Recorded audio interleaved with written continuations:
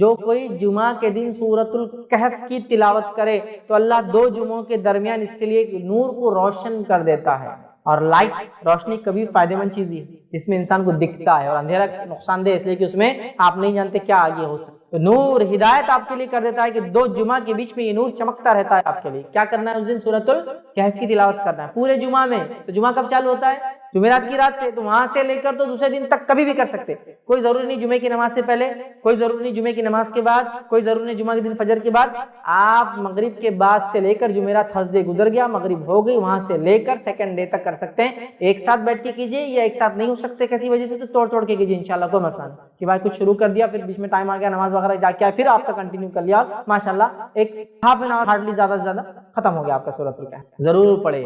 اور سورۃ الکہف جب سب سے افضل اور سب سے عظیم دن میں پڑھنے کا حکم دیا جا رہا ہے تو میں آپ سے کہوں گا سورۃ الکہف کی تفسیر پر بھی ذرا غور کریں کہ کیا وہ سندیش، کیا میسج اور کیا پیغام ہے سورت کے اندر کی سب سے عظیم اور سب سے افضل دن اس کو پڑھنے کا حکم دیا جا رہا ہے. جب آپ اس کو پڑھیں گے تو بہت ساری باتیں آپ کو پتہ چلیں گی. سورۃ الکہف کے اندر بہت سارے خزانے ہیں چھپے ہوئے، یاد رکھیے، جن کو آپ جب پڑھیں گے جمعہ کے اور سب سے افضل دن تو اس کو یاد رکھیں یہ کیا ہے.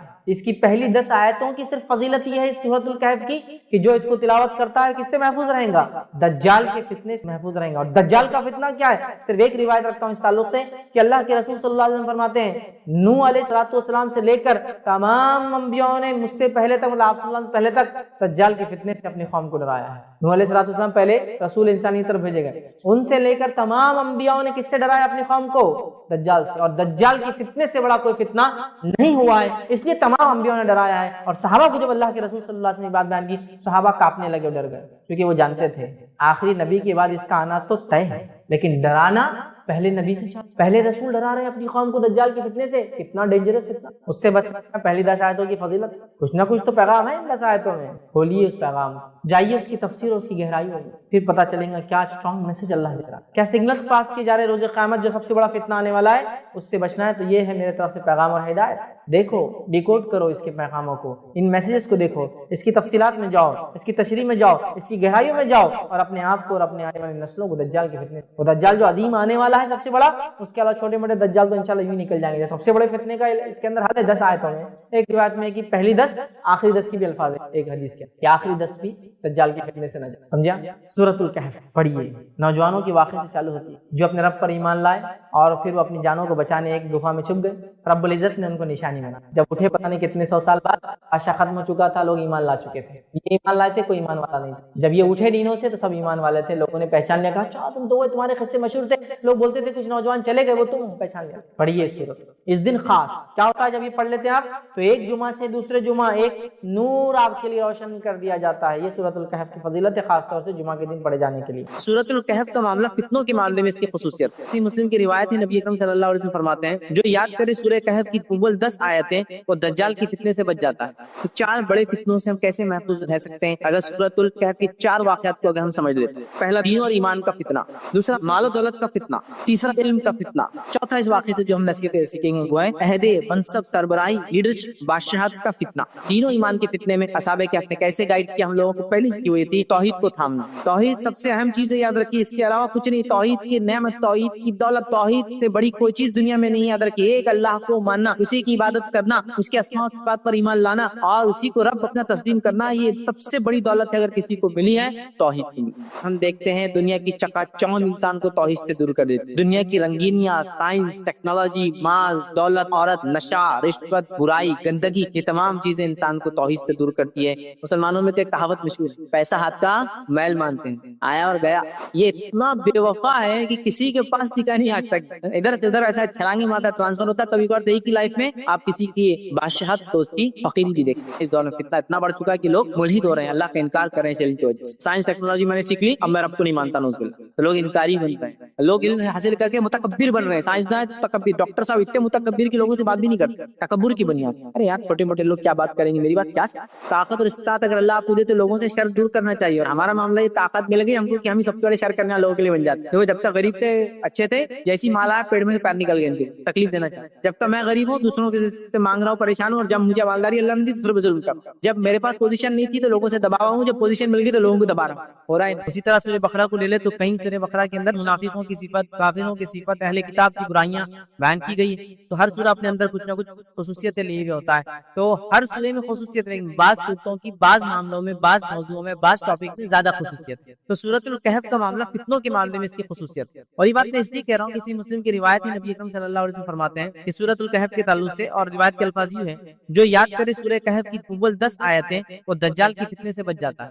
मतलब सूरतुल कहफ की पहली 10 आयतें जो याद कर ले, फितना दज्जाल से बच जाता है। तो इस सूरत की खुसूसियत ये है कि फितने से हिफाजत के लिए सूरत याद रखिए, इसकी खुसूसियत है, स्पेशलिटी है, समझ रहे। और दज्जाल कैसा फितना, मैं समझता हूँ मुझे किसी को भी एक्सप्लेन करने की, समझाने की जरूरत नहीं है। ये एक ऐसा अजीम फितना है कि नूह अलैहिस्सलाम ने आपसे बुलंद फरमाते हैं अपनी कौम को इससे डराया। हालांकि वो आने वाला नहीं है उनके बाद, वो आने वाला है आखिरी नबी की उम्मत के ऊपर, नबी अकरम सल्लल्लाहु अलैहि वसल्लम के बाद, है ना। लेकिन डरा रहे कौन? वक्त के सबसे पहले रसूल डरा रहे हैं। किसको डरा रहे हैं? अपनी कौम को, दज्जाल। तो दज्जाल ऐसा बड़ा फितना है कि इससे पहले ऐसा कोई फितना हुआ ना, इसके बाद कोई फितना हुआ इतना बड़ा। ये फितनों में सबसे बड़ा फितना है। तो जब इस फितने से ये सूरत पढ़ने से किफायत कर जाती है, हिफाजत कर लेती है, काफी हो जाती है, तो बाकी दीगर तो छोटे छोटे ही है, समझ रहे बात। तो लिहाजा इस सूरत की खुसूसियत ये है, ये फितनों से हिफाजत के लिए। सूरतुल कहफ का गहरा ताल्लुक दज्जाल से और दीगर क़यामत से पहले आने वाली फितनों से है, लेकिन वो डिटेल्स में हम नहीं जाएंगे आज, क्योंकि दज्जाल से ताल्लुक हमारा टॉपिक नहीं है। लेकिन सूरतुल कहफ के ताल्लुक से जो आज में जो बात रखी वो है कि सूरतुल कहफ के जरिए हम फितनों से कैसे बच सकते हैं। तो असबाब, और आज मैं आपको खास तौर से सूरतुल कहफ के जरिए दुनिया में पाए जाने वाले आजकल के सबसे बड़े 4 बड़े फितनों से हिफाजत कैसे की जा सकती है वो बातें मैं आपको, और ये 4 बड़े फितने 4 वाक़या से रिलेटेड है जो कुरान ने बयान किए। ये 4 बड़े फितने जिससे सूरतुल कहफ कैसे जरिया बन सकती है इन फितनों से हिफाजत के लिए, कैसे सबक ले सकते हैं इन फितनों से हिफाजत के लिए। तो वो 4 वाक़यात है, 4 वाक़यात 4 मुख्तलिफ जिसको कहेंगे चीजों के ताल्लुक से, और उन मुख्तलिफ चीजों को अगर हम देखें, इसका उलट देखें तो फितनों के ताल्लुक से। तो 4 बड़े फितनों से हम कैसे महफूज रह सकते हैं अगर सूरतुल कहफ की 4 वाक़यात को अगर हम समझ लेते हैं। तो आइए सूरतुल कहफ से जो असबाक हम लेंगे, और जो फितनों से हिफाजत या फितनों के दौर में सूरतुल कहफ से जो असबाक लेंगे, और वो 4 खास फितने जिसके अंदर इंसान मुलविस होकर अपने आप को बर्बाद करता है, दुनिया और आखिरत बर्बाद करता है, वो चारों फितनों के ताल्लुक से सूरतुल कहफ क्या सबक देती है, वो 4 फितने हम देखेंगे। तो पहला फितना जो हम देखेंगे इंशाअल्लाह इसके अंदर की क्या सबक मिलता है उस फितने के अंदर, वो है दीन और ईमान का फितना। मतलब दीन और ईमान के मामले में आप फितने में पड़ जाए, मुश्किल में पड़ जाए, ये हम देखेंगे। और इसके लिए हम सूरतुल कहफ का वाक़या लेंगे, असहाबे कहफ का वाक़या। दूसरा हम देखेंगे इंशाअल्लाह मालो दौलत का फितना, और इसके ताल्लुक से सूरतुल कहफ से हम सबक हासिल करेंगे वो 2 बाग वालों के वाक़े से। तीसरी नसीहत हम इससे लेंगे इल्म का फितना, और इल्म के फितने के मामले में हम इससे सबक लेंगे मूसा अलैहिस्सलाम और खिज़र अलैहिस्सलाम के वाक़े से। और चौथा सबक जो हम लेंगे इस सूरत से आज इंशाअल्लाह जिसको होगा अहद का, मनसब का, ओहदे का, बादशाहत का फितना। और इस मामले में हम जो ज़ुल्क़रनैन की जिंदगी से जो है इस वाक़े से जो सूरह कहफ में उससे नसीहत और सबक हासिल करें। तो 4 किस्म की फितने हम देखेंगे, और चारों किस्म की फितने के अंदर हम जो है सूरह कहफ को क्या नसीहत करता है वो देखेंगे। और ये 4 बहुत बड़े बड़े फितने हैं, ऐसे बड़े बड़े और खतरनाक फितने जो इंसान की दीन और दुनिया दोनों बर्बाद कर देते हैं, बहुत ही खतरनाक फितने। तो अगर सूरतुल कहफ से ये सबक हम ले लें, जिसके ताल्लुक से नबी अकरम सल्लल्लाहु अलैहि वसल्लम फरमाया कि हर जुमा सूरतुल कहफ को पढ़ना चाहिए, क्योंकि जो नसीहत की कि हर जुमा जो सूरतुल कहफ को पढ़ना चाहिए, रिवायत में फरमाया जो सूरतुल कहफ को पढ़ता है तो इस जुमे से लेकर जो जुमा अगला आने वाला है उसके पीछे नूर साबित, नूर साबित।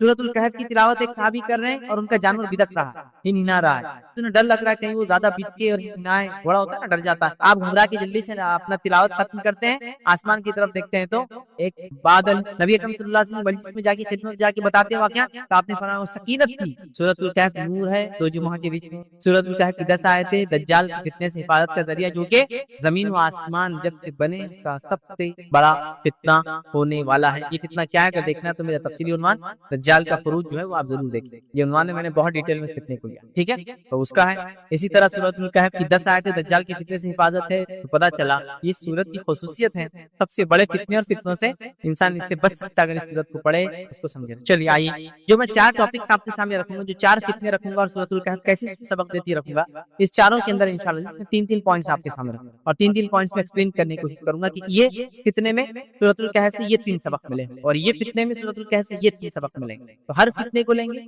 और उससे सूरतुल कहफ کہف سے 3 دن سبق لیں گے، لیکن یہ بات میں وضاحت کر دوں اور پہلے بتا دوں، یہ 3 اسباق ہی سے یا یہ 4 سبق ہی صورت سے نہیں ملتے، کئی سبق ہیں بھائی صورت کے اندر۔ تو میں نے سیلیکٹیولی 4 واقعات کو چنا اور 4 فتنوں کا رد میں یا اس سے سبق یا نصیحت میں بتا رہا ہوں، لیکن قرآن کی صورتوں کو آپ پڑھتے چلے جائیے۔ قرآن میں ایک سمندر ہے، یاد رکھیے، اور سمندر کے اندر علماء لکھتے ہیں جیسے سمندر سے ہر کسی کو کچھ نہ کچھ فائدہ ہے۔ کچھ لوگ سمندر کے اطراف میں گھوم کے پھر کے اس کی ٹھنڈی ہوا کا فائدہ اٹھاتے ہیں، کچھ لوگ سمندر کے اندر تیر کر اس کا فائدہ اٹھاتے ہیں، کچھ لوگ سمندر میں صرف تیر کے نہیں اس میں غوطہ لگا کے اس کے ڈیپتھ میں جا کے فائدہ اٹھاتے ہیں، اور کچھ لوگ اس کی گہرائیوں میں جا کر اس کے اندر کی خزانے تلاش کر کے لاتے ہیں، سمجھ رہے ہیں؟ تو لہٰذا بہت اسباق ہے، میں نے کہا نا ہر آیت اور ہر لفظ ایک سبق لیے، بٹ اتنا ٹائم تو ہمارے پاس نہیں ہے کہ ہم پوروں کو دیکھیں، تو ہم موٹے موٹے 4 اسباق 4 فتنوں میں نصیحت حاصل کریں۔ اور میں نے جیسا کہا یہ ایسے 4 بڑے فتنے ہیں جو دین اور دنیا کو برباد کرنے کے لیے کافی۔ ایمان کا فتنہ، کوئی ایمان میں فتنے میں پڑ جائے تو دنیا اور آخرت خراب۔ اسی طرح ہم دیکھتے ہیں مال و دولت کا فتنہ جس نے اکثریت کو ہم کو جو برباد کر رکھا ہے۔ تیسرا ہم دیکھیں علم کا فتنہ جس نے ہم کو کبھی کبھار تکبر میں ڈال دیا ہے۔ آج انسانیت یہ سمجھتی ہے کہ ہم علم، سائنس، ٹیکنالوجی میں اتنے آگے بڑھ گئے کہ ہم سے پہلے کوئی نہیں تھا، اور نعوذ باللہ ہم خدا سے بھی، رب سے بھی، کریٹر سے بھی آگے جا چکے ہیں۔ وہ ایسا سوچ رہے کیا ایسا ہو سکتا ہے کہ نعوذ باللہ بنانے والا ایسا کر سکتا ہے، یہ تو ہماری خوشی۔ اسی طرح ہم دیکھیں گے عہدے، منصبی اور جو ہے بادشاہت کا جس کو کہیں گے مطلب لیڈرشپ اگر آپ کو مل جاتی ہے، عہدہ مل جاتا ہے تو فتنے میں انسان پڑ جاتا ہے، اپنی دنیا خراب کرتا ہے لوگوں کی حق مار کے، ظلم کر کے، اور اپنی آخرت خراب کرتا ہے چونکہ اس کے عمل برباد ہو جاتے ہیں جب لوگوں کا حق مارتا ہے اور ان پر ظلم کرتا ہے۔ چلیے آئیے ہر فتنے کے اندر 3 نکات رکھوں گا۔ پہلا دیکھیں گے دین اور ایمان کا فتنہ، اس معاملے میں سورۃ الکہف کیا سبق دیتی ہے۔ دین اور ایمان کے فتنے کے تعلق سے جیسا میں بتاؤں گا آپ کو، میں اصحاب کہف کا واقعہ رکھوں گا کیونکہ اس واقعے کے اندر دین اور ایمان کے فتنے میں وہ لوگ پڑ گئے تھے اور انہوں نے کیسے اپنی نفس کو بچایا، پھر رب العزت نے کیسے ان کی مدد کی، اور پھر کیا ان کے ساتھ ہوا رکھوں گا۔ لیکن یہ بتا دوں ہر واقعے کو بہت شارٹ میں رکھوں گا، 2 شارٹ۔ وجہ یہ کہ اگر سورۃ الکہف کے واقعات کی اگر ہم دیکھنا شروع کر دیں، اتنے پیارے پیارے، اتنے بہترین، اتنے نصیحت والے یہ واقعات ہیں جس کی کوئی انتہا نہیں۔ اصحاب کہف اتنا انٹرسٹنگ واقعہ ہے جس کی کوئی انتہا نہیں یاد رکھی، اور اتنے نصیحتیں اس میں نصائح جس کو کہیں گے موجود ہے۔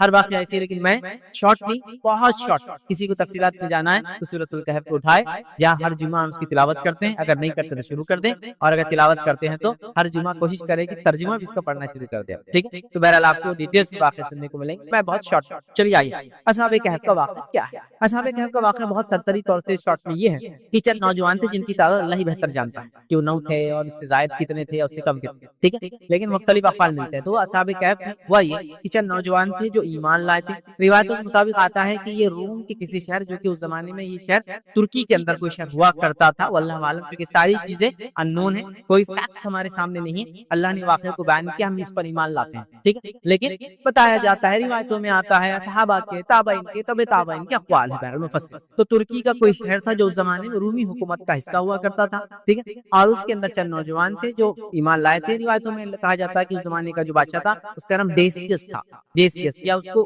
عربی میں کہتے ہیں دقیانوس، ٹھیک ہے، اور اسی سے لفظ اردو میں دقیانوس آتا ہے جو پرانے خیال کا ہوتا ہے اور اپنے آپ کو بدلنا نہیں چاہتا، ٹھیک۔ تو کنگ ڈیسیس وہ ایک بادشاہ ہوا کرتا تھا اور اس کا ایک زمانہ تھا، اور وہ اپنے آپ کو الہ اور معبود اور پتہ نہیں کیا کیا سمجھتا تھا، اور روایتوں کے مطابق جو بات سمجھ میں آتی ہے واقعہ عیسائیت سے پہلے کا ہے، مطلب یہ لوگ جب یہودیت، مطلب اسلام تھا لیکن جب ان لوگوں نے اپنے آپ کو اب یہود کہہ دیا، یہ اس زمانے کا بات ہے۔ موسیٰ علیہ السلام کی شریعت اس زمانے میں رہی ہوں گی، اور بادشاہ جو تھا وہ جو ہے رومی بادشاہ تھا، تو اس کا مذہب جو بھی ان کے زمانے میں ان کا میتھیکل ریلیجن ہوتا ہے، مائتھولوجیکل ہوتا ہے، خاص جو بہرحال مذہب ہوتا ہے اس ٹائپ کا اس کو کوئی مذہب رہا ہوگا بہرحال، اور وہ اپنے آپ کو بادشاہ یا تو رب سمجھتا تھا یا رب کا ریپرزینٹیٹیو سمجھتا تھا اپنے آپ کو دنیا میں، بہرحال وہ اپنے آپ کو بہت بڑی طاقت سمجھتا تھا، اور وہ لوگوں کو اسلام پر چلنے سے، ایک اللہ کو ماننے سے انکار کرتا تھا، لوگوں کو اس پہ ایمان لانے سے روکتا تھا۔ اور اس زمانے میں چند نوجوان مل کر ایمان لائے۔ جب ایمان لائے تو روایتوں میں آتا ہے کہ ان کے شہر میں کوئی میلہ ہوا کرتا تھا، میلے کے لیے لوگ بستی سے باہر جاتے تھے، یہ نوجوان بستی سے باہر گئے اور سب مل کے جمع ہو گئے۔ اس میں سے ایک نوجوان نے کہا کہ ہمارے دل میں کوئی ایسی بات ہے، کچھ چیزیں جو شاید ہم کو ایک دوسرے کو بتا دینی چاہیے۔ مطلب یہ کہ وہ نوجوان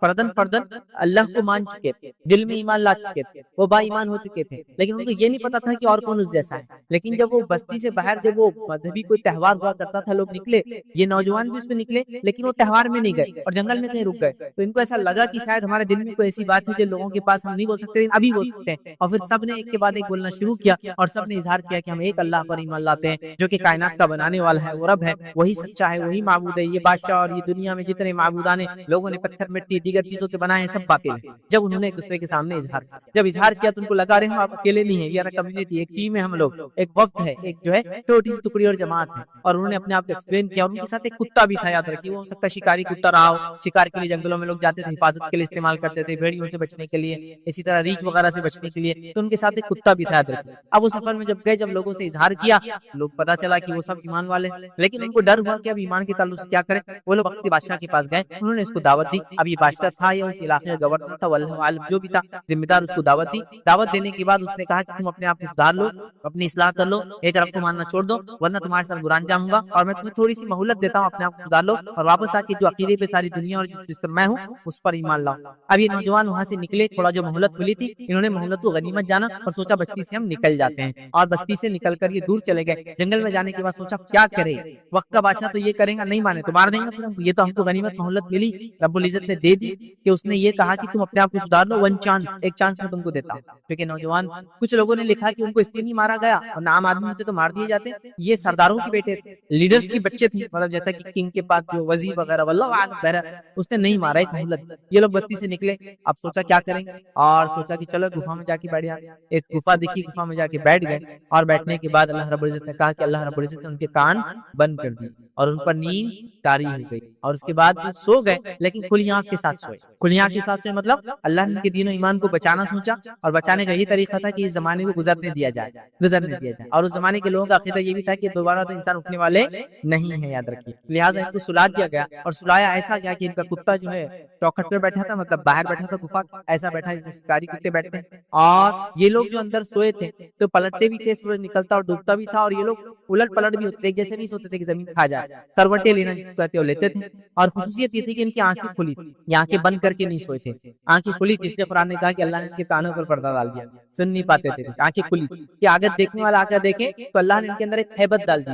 ہیبت سمجھتے ہیں, خوف ڈال دیا, ڈر ڈال دیتے کہ لوگ ان کو دیکھتے اگر غلطی سے آ بھی گئے پور ہو جاتے تھے, اور کسی کو بتا بھی نہیں پاتے تھے کیا دیکھا, کہاں دیکھا, کیا دیکھا. مطلب اللہ نے حفاظت کی. اور کتے کے تعلق سے علماء لکھتے ہیں اس کو بھی ایسا رکھا کہ وہ بھی جاگتا رہتا تھا, مطلب وہ بھی سویا ہوا تھا, لیکن وہ بھی ایسا ہوتا ہے کہ ایک آنکھ کھلی رکھ کے بیٹھا تھا, پھر وہ ایک آنکھ بند ہوتی دوسری کھل جاتی. مطلب وہ سو رہے تھے, کانوں پہ پردہ تھا, لیکن لوگوں کو دکھتا تھا وہ جاگ رہے ہیں. کتا بھی ایسا تھا کہ ایک آنکھ کھلی رکھتا, دوسری بند کرتا, دوسری کھلی, آٹومیٹک سسٹم چلتا تھا. اور ہیبت اللہ نے ان کے دلوں میں ڈال دی تھی تاکہ کوئی لوگ آتے تو وہاں سے بھاگ جاتے تھے. یہ سوئے رہے اور سوئے رہے, لمبا زمانہ سوتے رہے. ایک زمانے کے بعد اٹھے, اٹھنے کے بعد ایک دوسرے سے پوچھا کتنا سوئے, کسی نے کہا دن کا کوئی ایک حصہ سوئے ہوں گے, چلو نکلتے ہیں. سب نے مل کر کہا دیکھو خاموشی سے نکلو یہاں سے, یہ پیسے لو, کچھ پیسے ان کے پاس تھے, کہا جا کے کھانے پینے کا سامان لے کے آؤ شہر سے. ایک کو طے کیا کہ تم جاؤ گے, وہ آدمی نے پیسے لیا اور چھپاتے شہر کے پاس پہنچا. جب شہر کے پاس پہنچا ہے تو دیکھتا ہے کہ شہر میں تو ایسا کچھ بھی نہیں ہے جو اسے چھوڑ کر گیا تھا. اس کو لگتا ہے وہ پاگل ہو گیا, دیوانہ ہو گیا, یا وہ خواب دیکھ رہا ہے دن کے اندر. اب آپ کچھ سوچیے, کوئی سو گیا. اور روایتوں میں آتا ہے عبداللہ بن عباس رضی اللہ عنہ اور دیگر لوگوں کے قول ہے کہ وہ شاید 309 سال سوئے تھے, 309 ایئرس, سمجھ رہے ہیں, تو 309 سال سوئے تھے, واللہ اعلم, پھر بھی ہم نہیں جانتے. تو 309 سال سوئے تھے. اب آپ سوچیے کہ سمجھ لیجیے آج سے 300 سال پہلے کا اورنگ آباد شہر, اس کے بعد کوئی سو کے اٹھ کے آج آ رہا. اب ایڈوانسمنٹ آج سمجھے, 300 سال پہلے کا تو اورنگزیب کا زمانہ ہے, تو شہر بن رہا ہے اورنگ آباد, اور آج کیا تبدیلی دیکھیں گے اس کے. تو اب 300 سال ہو گئے, اس کو لگا یہ دیوانہ ہو گیا, آدمی پاگل ہو گیا, اس کو خواب دکھ رہے دن میں, چیزیں بدل گئی, حالات بدل گئے, گھر بدل گئے, عمارتیں بدل گئی, لباس بدل گیا, رہن سہن بدل گیا, دکانیں بدل گئی. پھر چھپاتے دکان میں گیا, سکہ نکال کے بولتا ہے کھانے کچھ دو. دکاندار نے سکہ لے کے دیکھا, دوسروں کو بلایا, یہ کیا سکہ, یہ سمجھ نہیں آ رہا کہاں سے لا لی انہوں نے. تو ان کو لگا ان کو کوئی خزانہ ملا, تو یہ کیا کر رہے ہیں, خزانے میں جا کے لا رہے. اس نے کیا بات ہوئی, اور بات ذمہ داروں تک گئی, بات کے بادشاہ تک گئی. وقت کا بادشاہ بتایا تھا کیوڈوس اس کا نام تھا, لیکن اسلام قبول کر چکا تھا, وہ مسلم تھا, واللہ اعلم. بہرحال وہاں جاتے ہیں, وقت کے بادشاہ کو بتاتے ہیں. وقت کا بادشاہ کہتا ہے کہ یہ کہاں سے ملے. پھر وہ لڑکا بتاتا ہے کہ ایسا ایک گفا ہے, وہاں ہمارے اور بھی دوست ہیں, ہم لوگ ایسے سوئے تھے, سو کر جب اٹھے تو یہ حال ہے. لوگوں میں یہ بات مشہور تھی کہ چند نوجوان ایمان لائے تھے آج سے کچھ 100 سال پہلے, لیکن وہ کبھی نہیں ملے کاغذ میں, مشہور تھے واقعہ. اور بالکل وہ سکے لے کے آئے, اسی وقت کے بادشاہ کے سکے لے کے آئے, وہی نوجوان تھے, تعداد وہی تھی. لوگوں نے دیکھا ان کا ایک کتا تھا اس گفا کے پاس, بادشاہ بھی گیا, شہر کے لوگ گئے, دیکھا کرا. اور بہرحال اس کے بعد کو دیکھنے کے بعد, ملاقات کے بعد, اللہ رب العزت نے ان سب کو موت دے دی, کیونکہ اللہ کو بتانا تھا کہ اللہ جیسا پہلی بار پیدا کرتا دوبارہ پھر اٹھائے. اور وہ نوجوان بہرحال انتقال کر جاتے ہیں. اس کے بعد پھر ان میں اختلاف ہوا کہ اس گفا کے پاس مسجد بنائی جائے, عبادت گاہ بنائی جائے, لیکن کوئی پسندیدہ عمل نہیں تھا. لیکن انہوں نے اختلاف کیا آپس میں کہ بنانا چاہیے, یہ کوئی صحیح چیز نہیں ہے, لیکن کیا انہوں نے. بہرحال قرآن نے کہا کہ مسجد تعمیر کی جائے, عبادت گاہ بنائی جائے. اس طرح کے ڈسپیوٹ ہوئے اور ان کا معاملہ پھر ختم. تو اللہ نے اس کے ذریعے یہی بتا دیا کہ ہم جس طرح پہلی بار تم کو پیدا کرتے دوبارہ پھر اٹھائیں گے. جیسا صاحب کہف کو سلانے کے بعد اٹھایا, اسی طرح ان لوگوں کا جو کہتے ہیں عیسیٰ علیہ السلام آسمان میں کیا کر رہے ہوں گے, واللہ عالم جو بھی کرے گا، صحابہ کہف بھی تو 300 سال سو کے اٹھے نا، اللہ نے پھر ان کو لا لیا، تو عیسیٰ علیہ السلام بھی گئے اس حالت میں، اللہ عالم پھر آئیں گے قیامت سے پہلے، اور ہم ہر انسان جس طرح سے زندہ ہے مرنے کے بعد پھر اٹھنے والا ہے، یہ صحابہ کہف کا ایک سبق تھا بہرحال۔ لیکن ہم جو دیکھ رہے ہیں صحابہ کہف سے یہاں دین اور ایمان کا فتنہ، ہم یہاں سے یہ پوائنٹ سے لینے والے، یہ تھا پورا واقعہ، بہت مختصر بہت شارٹ۔ چلیے اس واقعے میں جو چیزیں ہم نے سیکھی، جو بہت اہم میرا نقطہ تھا وہ تھا دین و ایمان کے فتنے میں اصحابہ کہف نے کیسے گائیڈ کیا ہم لوگوں کو۔ پہلی چیز یاد رکھی ہوئی تھی توحید کو تھامنا، ان نوجوانوں نے جو سب سے پہلا کام کیا وہ توحید کو تھاما۔ توحید سمجھتے نا، ایک اللہ کو ماننے کو ایسا چم گئے اس کو توحید، سب سے پہلا کام نوجوانوں نے کیا توحید کو تھاما۔ تو میں گزارش کروں گا اصحابہ کہف نے جس طرح سے ایمان لانے کے بعد توحید کو تھام دیا، ہم تمام لوگ بھی توحید کو تھام لیں۔ جس کو توحید مل گئی اس کو دنیا مل گئی، اس کو آخرت مل گئی۔ جس کو توحید نہیں ملی اس کی دنیا برباد ہوگی، اس کی آخرت برباد ہوگی۔ میری باتوں کو کان کھول کر سب سنیں، توحید سب سے اہم چیز ہے، یاد رکھیے، اس کے علاوہ کچھ نہیں۔ توحید کی نعمت، توحید کی دولت، توحید سے بڑی کوئی چیز دنیا میں نہیں، یاد رکھیے۔ ایک اللہ کو ماننا، اسی کی عبادت کرنا، اس کے اسماء و صفات پر ایمان لانا، ٹھیک ہے، اور اسی کو رب اپنا تسلیم کرنا، یہ سب سے بڑی دولت ہے اگر کسی کو ملی ہے توحید۔ توحید اصحابہ کہف سے جو پہلا واقعہ دین اور ایمان کے فتنے سے بچنے کا ہمیں سیکھنے کو ملتا ہے، توحید کو لازم جانے، توحید کو وہ کرے۔ اور ہم دیکھتے ہیں دنیا کی چکا چوند انسان کو توحید سے دور کر دیتی، دنیا کی رنگینیاں، سائنس، ٹیکنالوجی، مال، دولت، عورت، نشہ، رشوت، برائی، گندگی، یہ تمام چیزیں انسان کو توحید سے دور کرتی ہے، یہ جگمگاہٹ بولتے ہیں، انسان کو اس طرف لپکتی ہے۔ لیکن غور سے سنیے، یہ تو ابھی سادی سیدھی ہے، تو دجال آنا باقی ہے۔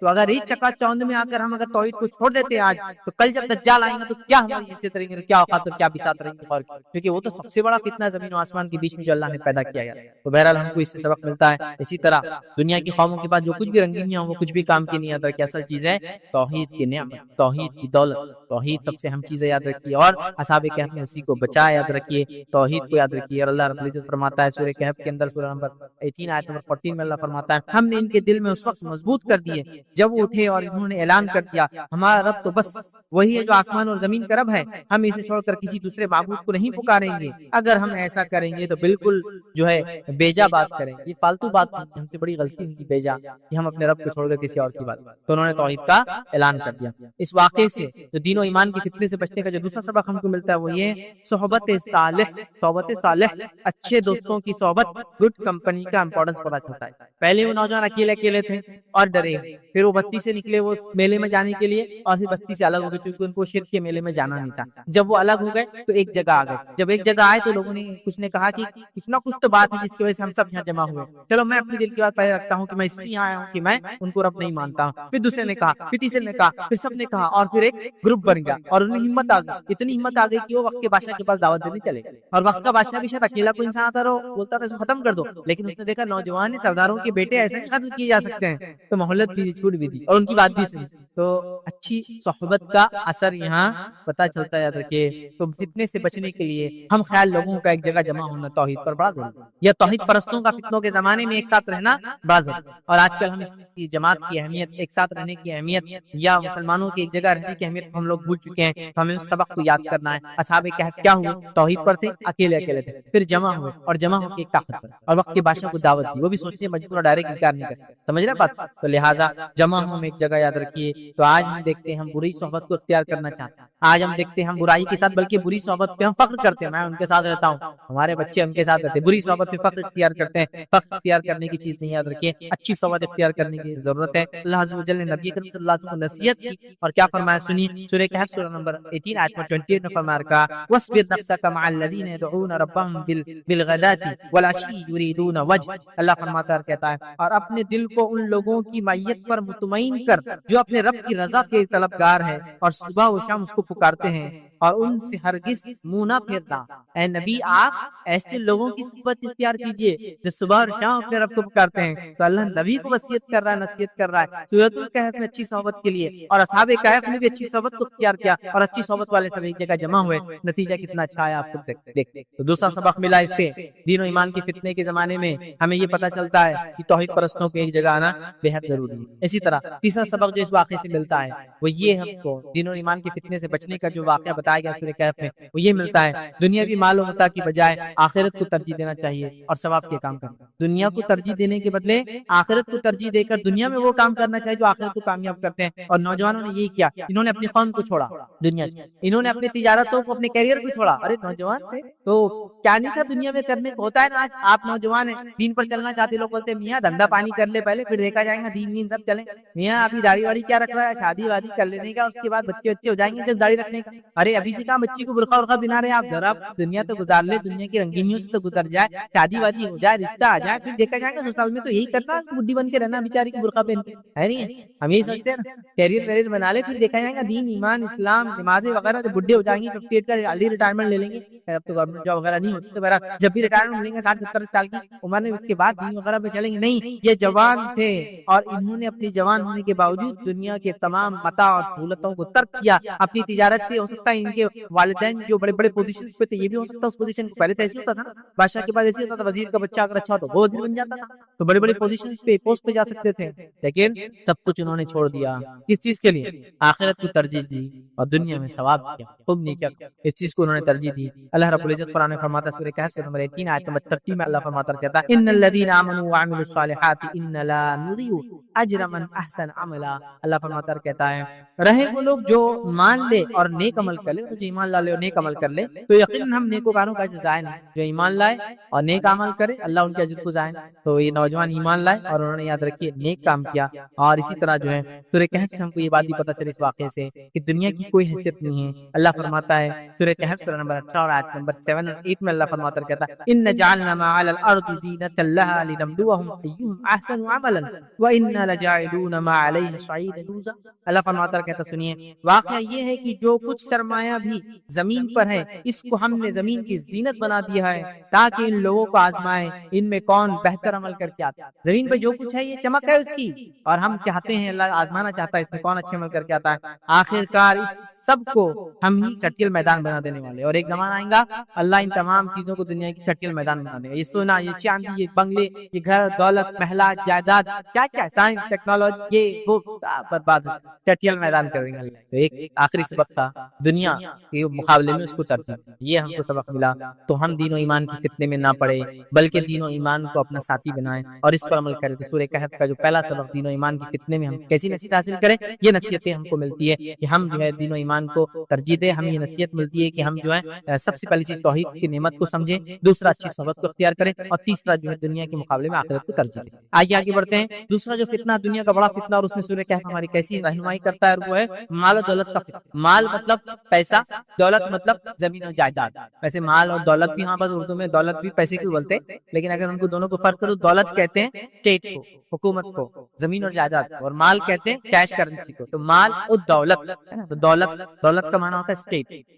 تو کسی کی دولت فلاں دولت کی, اور یہ ان کی دولت ہے, حکومت ہے, گورننس ہے, اس کو بولتے ہیں. تو مال اور دولت کا فتنہ, زمین اور پیسے, زمین جائیداد, یہ پیسے زمین جائیداد کا فتنہ. اور آج میں سمجھتا ہوں اس فتنے سے ہم میں سے کوئی بھی نہیں بچا ہے, بلکہ اللہ کے رسول صلی اللہ علیہ وسلم نے فرمایا پچھلی امتوں کا فتنہ عورتوں سے شروع ہوا تھا, میری امت کا فتنہ مال ہے. امت محمدیہ کا فتنہ کیا ہے؟ مال ہے, غربت نہیں. پچھلی امتوں کے فتنے کچھ اور ہے, ہمارا فتنہ کچھ اور ہے. تو مال و دولت تو ہمارا فتنہ ہے. مال فتنہ ہے, یاد رکھیے. دولت اسی سے ریلیٹڈ ہوتا ہے چونکہ مال جس کے بعد ہوتا ہے اسی کے بعد زمین ہوتی ہے, ٹھیک ہے. اس لیے مال و دولت کامنلی ایک ساتھ یوز ہوتا ہے, لیکن دونوں میں ڈفرنس ہے, ٹھیک ہے. مال و دولت کا فتنہ ہم دیکھتے ہیں بہت بڑا فتنہ, یاد رکھیے. اور اس فتنے کو سمجھنے کے لیے سورہ کہف کیسا ہم کو گائیڈ کرتا ہے. دو باغ والے انسان کا واقعہ. ایک انسان تھا جو کافر تھا, اور ایک انسان تھا مومن تھا. کافر مالدار تھا, مومن غریب تھا, سماج کا نچلا حصے میں اس کو کاؤنٹ کیا جاتا تھا. یہ دونوں کا ایک واقعہ قرآن نے بیان کیا. میں بہت شارٹ میں اس واقعے کو رکھتا ہوں, پھر آگے ہم اس سے نصیحتیں لیں گے. واقعہ یوں ہے کہ ایک انسان تھا, اس کے دو باغ تھے. باغ کیسے تھے, اس کے باغ کی کیفیت بھی اللہ رب العزت نے بیان کی. دو باغ ہے, ایک ادھر اور ایک ادھر باغ, اور باغ کے بیچ میں نہر بہہ رہی ہے, اور باغ کے بیچ کے اندر دونوں طرف کھجوروں کے جھاڑ ہے, اور بیچ میں انگوروں کا باغ ہے, اور اس کے بیچ میں ہر چیز لگی ہوئی ہے, اور بیچ میں سے بالکل عین باغ کے بیچ میں سے نہر جاتی ہے, اور اس کے بیچ میں چھوٹی چھوٹی نہریں اس نے لے رکھی ہے, اور آرام سے اس کا باغ چلتا ہے. اور مطلب وہ مالدار انسان ہے, اس کے پاس پھل بھی ہے,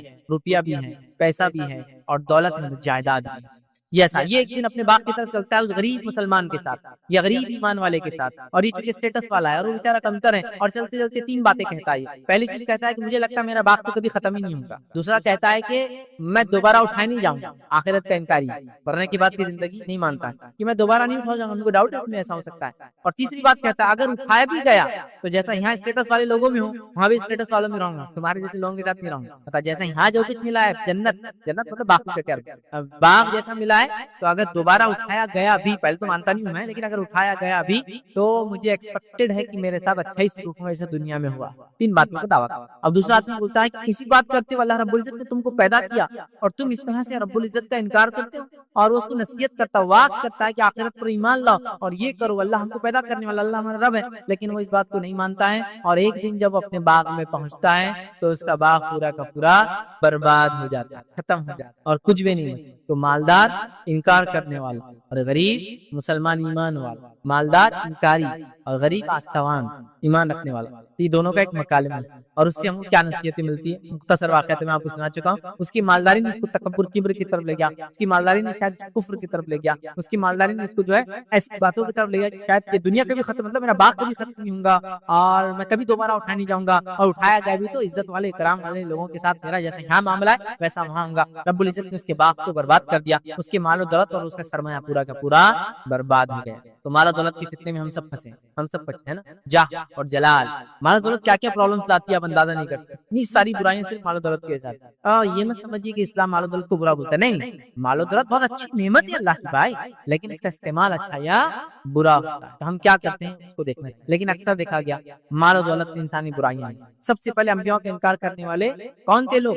कुरान का मुताला कीजिए, जो उस कौम और बस्ती के मालदार और असर वाले लोग थे, पोजीशन वाले लोग थे, सबसे पहले इनकार किया उन्होंने ईमान। और ईमान लाने वालों में सबसे पहली जमात कौन सी हुआ करती, गरीब लोगों की, गुलामों की, और समाज में जो निचले तबके थे वो सबसे पहले ईमान। तो मैंने इसलिए कहा कि माल और दौलत का बहुत बिगाड़, बहुत बिगाड़, यहाँ तक कि दीन और ईमान का बिगाड़। तो माल और दौलत की फितने से हमेशा पनाह मांगना चाहिए, माल और दौलत हलाल रोजी की दुआ हमेशा करते रहना चाहिए, खूब हलाल माल कमाना चाहिए, उसे ज़कात देना चाहिए, सदक़ात और खैरात करना चाहिए, लेकिन माल की फितने से हमेशा पनाह मांगना चाहिए। तो आइए कहफ की इस वाक़े से माल और दौलत के कैसे फितने से क्या नसीहतें मिलती, क्या असबाब मिलते हैं वो आपके सामने रखता। आइए, जब अल्लाह आपको दूसरों से ज्यादा नवाजे, दूसरों को कमतर और हकीर नहीं समझना, पहला नसीहत क्या मिलती है, उस मालदार इंसान को जो अल्लाह का इनकार करता था, आखिरत का इनकार करता था, अल्लाह ने माल और दौलत ज्यादा दिया था, उसने अपने आप को तकब्बुर किया और इस आदमी को क्या समझा, छोटा समझा। क्या बोला था उसने, अगर उठाया भी गया तो जैसा यहाँ वैसा रखा जाऊंगा, तो हकीर नहीं समझ। तो सबसे पहली नसीहत है, जब अल्लाह दूसरों से ज्यादा आपको माल और दौलत दे तो किसी को हकीर नहीं समझना। माल और दौलत अल्लाह की एक सिंपल एक नेमत। मुसलमानों में तो एक कहावत मशहूर, पैसा हाथ का मैल मानते हैं, आया और गया। देखिए हाथ में कितना भी मैल लगे, कितना भी मैल लगेगा, इतना ढेरों मैल लगे, काले हाथ हो गए, सिर्फ पानी के नीचे हाथ डाल के यूं करना शुरू करो तब बह के चला जाए, पसीना आ जाए हाथ में, मैल निकल के चला जाता, फिर हाथ जैसे कैसे अच्छे हो जाते हैं ना। तो मैल भाई और चले जाए, ये इतना बेवफा है कि किसी के पास टिका नहीं आज तक, इधर से उधर ऐसा छलांगे मारता, ट्रांसफर होता। कभी कभार देखी लाइफ में आप किसी की बादशाहत तो उसकी फकीरी भी देखते। मैं मिसालें देना नहीं चाहता हूँ, वक्त नहीं होती मिसाल, बहुत बेवफा, लेकिन ये वो खतरनाक दोस्त है जिसको लोग बनाते हैं, जो सबसे ज्यादा बर्बाद करता है हमारा ईमान और अकीदा और तकब्बुर, बड़ाई और क्या क्या ये बुराई लाता। मेरे पास वक्त नहीं बोलने, बहुत बुरा है ना। सबसे पहला काम, मेरे पास माल और दौलत है, कभी दूसरों को हक़ नहीं। ये मालदार इंसान ने जो अल्लाह का इनकार कर रहा था, आखिरत का इनकार कर रहा था, उसने समझा माल और दौलत सब कुछ है और एक ईमान वाले को हक़ीर समझा। आज यहाँ पर बहुत हो गया, जिसके पास माल और दौलत है वो गरीब मुसलमानों को हक़ीर समझते हैं, उनके साथ बैठना, खाना, उनकी दावतों को कबूल करना उससे बुरा समझते हैं। रिस्क कभी मत लीजिए, क्योंकि माल ऐसा हाथ छोड़ के जाता है, इतना बेवफा होता है, आप इमेजिन, आप सोच भी नहीं सकते। अगर किसी ने जिंदगी में देखा हो तो वो समझ सकता है कितना बेवफा कैसे चला जाता है। आपने खूब माल कमाया, जायदाद, गवर्नमेंट ने बोला जायदाद पे स्टे, यहाँ कुछ नहीं बन सकता, ये फलां जोन हो गया, ये पार्क बन गया, ये जू बन गया, क्या करते देखो कैसा परेशान है। आपने माल दौलत कमाया, तिजारत लगाई, आग लग गई आपके बिजनेस में, अचानक आग लगने के बाद क्या हुआ, पूरा बिजनेस जल गया, चले गया ना माल। कैसा छोड़ा ना। कभी कोई सोच सकता है ताजिर जिसका करोड़पति है, उसका तिजारत में वो है, और अचानक आपने माल और दौलत जानवरों की शक्ल में खूब बड़ा की, फार्म हाउसेस से ये, और अचानक बीमारी और पूरे जानवर मर के चले। कैसा जब दूसरे दिन कैसा होता ना, आपने इन्वेस्टमेंट किया बहुत जबरदस्त कंपनी में, ऐसी कंपनी जो टॉप में जा रही थी दुनिया के अंदर, और अचानक कल कोलैप्स आ गया, क्या हो जाता है, आज का करोड़पति कल का भिखारी हो। एक ऐसा, ये बहुत खतरनाक साथी है, ऐसा साथ छोड़ता है चुटकी। तो बहरहाल, तो किसी भी इंसान को कमतर मत समझिए। अगर मेरे पास समझिए, आप कभी भी तकब्बुर मत आने दीजिए। अल्लाह की नेमत है, जब अल्लाह चाहता है देता, जब चाहे छीन लेता है। जैसे बाग वालों को नवाजा था अल्लाह ताला ने, है ना, पहले इंसान उसने क्या किया याद रखिए, नवाजने के बाद उसने गलत सलत बातें कही, इनकार किया अल्लाह का, और उसको हकीर समझा दूसरे मुसलमान को। इसी तरह जो है आज लोग सारी ساری زندگی کمائی کے لیے کوشش کرتے جاتے ہیں اور اپنا ایک اسٹینڈرڈ مینٹین کرتے ہیں، اور اس اسٹینڈرڈ کو مینٹین کرنے کے بعد یہ سمجھتے ہیں کہ اس کے علاوہ جو لوگ رہتے وہ حقیر ہے، وہ کمتر ہے، وہ کمزور ہے، وہ بیکار ہے، وہ ناقص ہے، بلکہ کبھی کبھار تو رشتہ رکھنے کے لائق نہیں ہے۔ ارے یار میں تو بہت مالدار ہو گیا لیکن میں بہت ڈپریس ہوں، کیوں؟ میرے رشتہ اتنے غریب ہے یار، میرے ابا کو دیکھو اتنے غریب، میرے اما کو دیکھو اتنے غریب، میرے بھائیوں کو دیکھو، میرا پورا اسٹیٹس ڈاؤن ہو گیا، کیا کروں؟ توڑ دے سب سے، توڑ دے، نہ گاؤں جاتا اپنی، نہ ماں باپ کو دیکھتا، نہ بھائیوں کو، اس لیے کہ آپ کیسے غریب بھائی بہن کیسے ہو سکتے ہیں میرے؟ کبھی نہیں ہونا چاہیے، ٹھیک ہے؟ تو اپنا اسٹینڈرڈ مینٹین مت کیجیے، کسی کو حقیر مت سمجھو اسٹینڈرڈ کے چکر، ٹھیک؟ اللہ رب العزت نے سورہ کہف سورہ نمبر 18 آیت میں 34 میں کیا کہا سنیے، وَكَانَ لَهُ ثَمَرٌ فَقَالَ لِصَاحِبِهِ وَهُوَ يُحَاوِرُهُ أَنَا أَكْثَرُ مِنكَ مَالًا وَأَعَزُّ نَفْرًا۔ اس نے کیا بولا معلوم؟ دیکھیے سنیے، اللہ نے فرمایا ایک دن وہ اپنے ہمسائے سے بات کرتے ہوئے بولا میں تجھ سے زیادہ مالدار ہوں۔ وہ غریب مسلمان کو دیکھ کے کیا بولا؟ میں تجھ سے زیادہ مالدار ہوں اور تجھ سے زیادہ یا تجھ سے زیادہ مالدار۔ اب یہ کافر اور کیا کہہ رہا ہے دوسرے کو؟ میں تجھ کو اپنے آپ سے مال میں کم سمجھتا ہوں اور میں تجھ سے زیادہ مالدار ہوں، اور میری طاقت بھی۔ تکبر کیا اس نے؟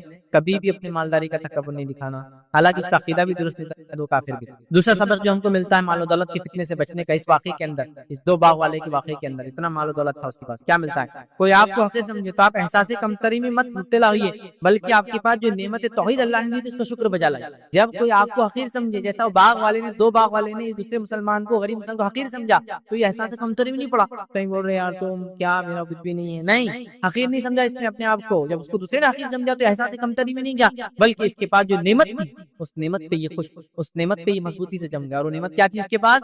توحید کی نعمت۔ تو مسلمان کے پاس عقیدہ تھا کہ آخرت میں اٹھنے والا، یہ کیا بول رہا تھا؟ دوبارہ نہیں اٹھنے والے، کیا عقیدہ تھا، تو اس نے اس پہ شکر ادا کیا۔ یاد رکھیے اس بات کو، آپ یاد رکھیے، کوئی آپ کو حقیر سمجھے تو آپ اللہ نے جو آپ کو نعمتیں دی اس پہ شکر ادا کیجیے، احساس کمتری مبتلا مت ہوئیے، اس کے ساتھ برا سلوک مت کیجیے اس آدمی کے ساتھ جو کر رہا ہے، بلکہ آپ نعمتوں کا شکر ادا کیجیے اللہ نے دی ہے، کہ اللہ نے مجھے صحت دی ہے، اللہ نے مجھے اچھے بیوی اور بچے دیے ہیں، اللہ رب العزت نے مجھے توحید پر قائم رکھا ہے، اللہ رب العزت نے مجھے حلال روزی کمانے کی توفیق دی ہے، اللہ رب العزت مجھ سے عبادتیں کروا لیتا ہے۔ یاد رکھیے میں کوشش کرتا ہوں، رب العزت مجھے توفیق دیتا ہے کہ نمازیں پڑھ لیتا ہوں، الحمدللہ میں اس تیری حقارت سے، احساس کمتری، انفینٹی کمپلیکس میں نہیں آنے والا، میں جو نعمت ہے اس پر خوش ہوں، تو خوش ہوئیے اس نعمت پر، اس لیے کہ جب دجال آئے گا یاد رکھیے وہ خوب معلوم متا لوگوں کو دیں گے، جو اس پر ایمان لائیں گے اسے خوب لٹائیں گے، لیکن سب سے عظیم دولت اس زمانے میں جو ہوں گی توحید کی دولت، اور ایک نوجوان توحید پرست جس کے پاس دجال آئے گا، ہاں دجال آئے گا اور کہیں گا مجھ پر ایمان لاتا ہے، وہ کہیں گے ایمان نہیں لاتا، تو وہ کیا کریں گے؟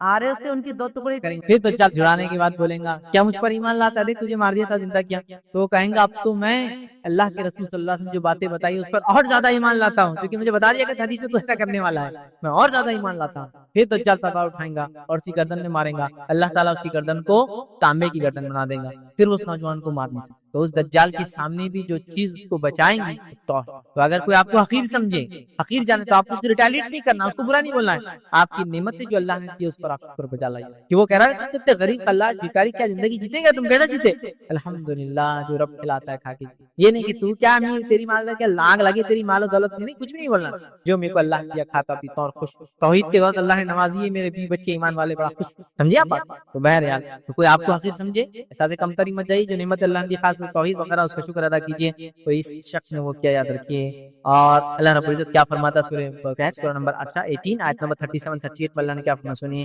قال له صاحبه وهو يحاوره اكفرت بالذي خلقك من تراب ثم من نطفة ثم سواك رجلا لكن هو الله ربي ولا اشرك بربي احدا۔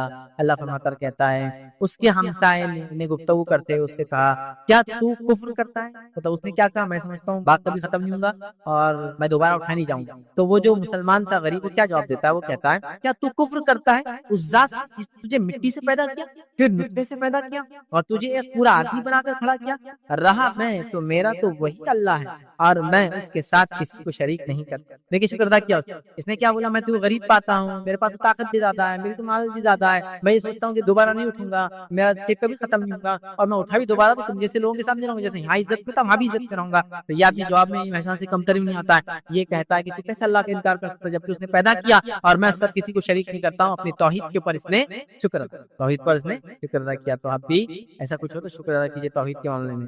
اور متکبر مالدار کو اس واقعے میں نصیحت नसीहत ये मिलती है, याद रखिए, वो ये है कि अल्लाह रब्बुल इज्जत फरमाता है, सुनिए क्या नसीहत मिलती है, सूरह कहफ सूरह नंबर 18 आयत नंबर 39 फरमाता है, कहता है वलौला इज़ दखलता जन्नतका कुल्त मा शा अल्लाहु ला कुव्वता इल्ला बिल्लाह इन तरानी अना अक़ल्ल मिनका मालन व वलदा। अल्लाह फरमाता है, कहता है कि अगर आप मुतकब्बिर देखे किसी को जो माल दौलत पे फख्र कर रहा है तो क्या नसीब करे, अल्लाह फरमाता है और जब तू अपनी जन्नत में दाखिल हुआ तो उस गरीब मुसलमान ने, इस मालदार से क्या कहा, और जब तू अपने बाग में जन्नत में दाखिल हुआ था तो इस वक्त तेरी जबान से ये क्यों नहीं निकला, क्या क्यों नहीं निकला, माशाअल्लाह, जैसा अल्लाह ने चाहा, ला कुव्वता इल्ला बिल्लाह, अल्लाह के अलावा कोई और ताकत और कुव्वत नहीं है। अगर तू मुझे माल और औलाद में अपने से कमतर पा रहा है, अगर तू मुझे माल और औलाद में अपने से कमतर पा रहा है अमीर, तो तूने तो क्या करना चाहिए था, अल्लाह का और शुक्र अदा करके ये कहना चाहिए था, ये नहीं बोलना था बाग कभी खत्म नहीं होगा, ये बोलना चाहिए था माशाअल्लाह ला कुव्वता इल्ला बिल्लाह, ये कहना चाहिए। इससे पता चला कि मालदार मुतकब्बिर को नसीहत की गई, क्या नसीहत की गई, ये नसीहत है कि वो शुक्र अदा करे जो निमत अल्लाह ने। तीसरी नसीहत क्या मिलती है इस वाक़े से हम लोगों को सीखने का, सूरह कहफ के इस वाक़े से तीसरी नसीहत ये है कि गुरूर का अंजाम क्या होता है, ज़वाल निमत दुनिया में और आखिरत में आग का अज़ाब। गुरूर का अंजाम पता चलता है इस वाक़े से हमें कि दुनिया के अंदर जलील होता है वो इंसान जो गुरूर करता है, और आखिरत के अंदर वो जहन्नम में जाने वाला, और ये अंजाम इस वाक़े से हमको पता चला।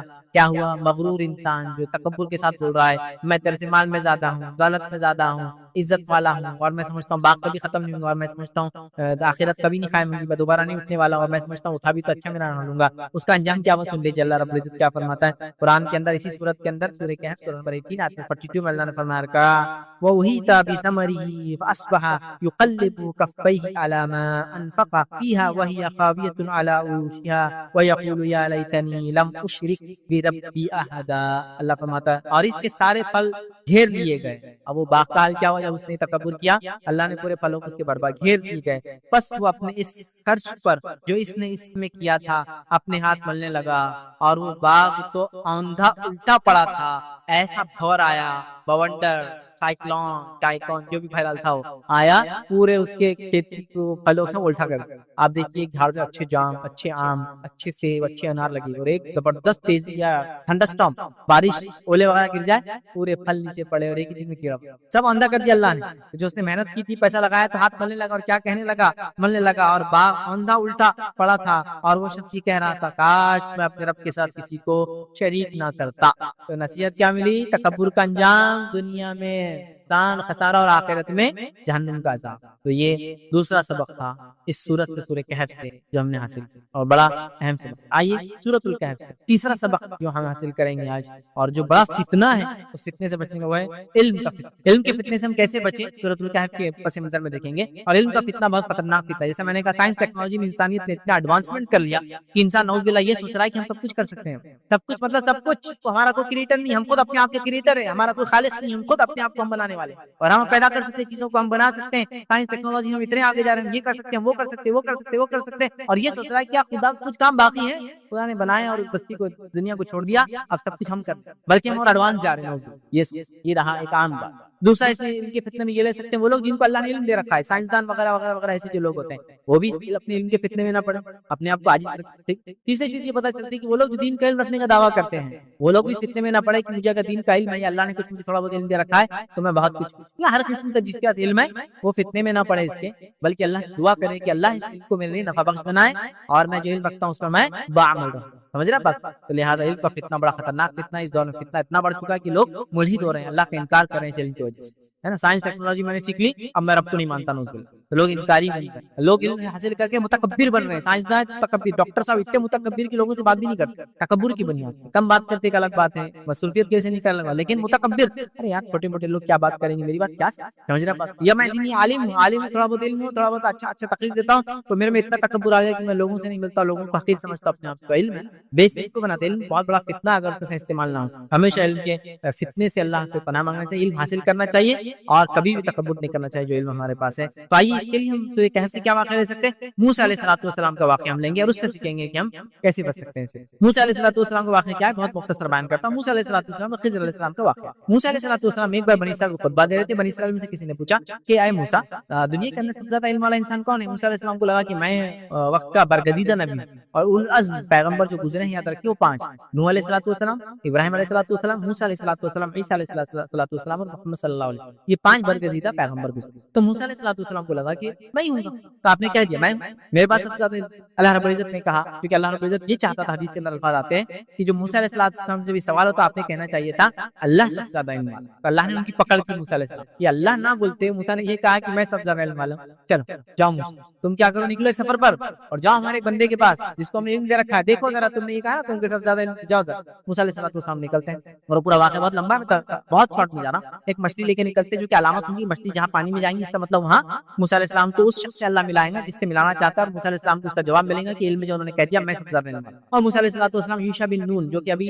صحابی رسول ہیں، یہ بعد میں چل کے نبی بنے بنی اسرائیل کے آتے، اور ایسے واقعات ہم کو ملتے ہیں کہ کچھ لوگ پہلے صحابی تھے کسی نبی کے اور بعد میں اللہ نے ان کو نبوت دی، تو یوشع بھی ان میں سے ایک ہے، یوشع ابن نون، یہ پہلے بنی اسرائیل کے ایمان لانے والے انسانوں میں سے تھے، موسیٰ علیہ السلام کے حواری میں تھے، بعد میں اللہ نے ان کو نبوت عطا کر، تو یہ سفر پہ نکلے، نوجوان ساتھی تھے ان کے، موسیٰ علیہ السلام یہ دونوں سفر پہ نکلے، موسیٰ علیہ السلام نے کہا جب مچھلی چلی جائے نکل کے زندہ ہوتی، مطلب وہ مچھلی مری ہوئی تھی لیکن ایک مقام پر اللہ نے حکم دیں گا اس کو زندہ ہوں گے، پانی میں جائیں گے وہاں اپن ملیں گے، وہ لوگ چلے جگہ سوئے، سو کر اٹھے، مچھلی نکلی اور پانی میں چلے گئی، یوشع ابن نون بھول گئے، موسیٰ علیہ السلام تھوڑی دیر سے اٹھے، موسیٰ علیہ السلام جب اٹھے دونوں سفر پہ نکل کے ایک دن اور رات گزر گیا، موسیٰ علیہ السلام کا بڑے تھک گئے، کیا ہو گیا، کہا چلو کچھ کھاتے، جب کھانے کے لیے کھولا تو کہا ارے میں بھول گیا مچھلی تو نکل کر چلے گئی، تو شیطان نے مجھے بلا دیا، موسیٰ علیہ السلام نے کہا کوئی بات نہیں ہم واپس ریٹرن جائیں گے، ریٹرن گئے، اس مقام پہ پہنچے جہاں مچھلی نے ایک سوراخ کر کے پانی میں گئی تھی، وہاں انتظار کرے اور وہاں آئے خضر علیہ السلام، خضر علیہ السلام سے موسیٰ علیہ السلام کی ملاقات ہوئی، اور خضر علیہ السلام اور موسیٰ علیہ السلام نکلے اس نہر کے کنارے سے چلے، ایک کشتی دکھی، کشتی کو ہاتھ بتایا گیا، لوگوں نے پہچان لیا یہ خضر ہے، اور خضر کا احترام کرتے چونکہ وہ نون تھے اس علاقے کے اندر شاید، کہا کہ آپ آئیے اور بغیر پیسے کے سفر کیجیے کشتی میں، وہ بغیر پیسے کے سفر کرنے کشتی میں بیٹھے، کشتی چلے چلے ایک مقام تک پہنچی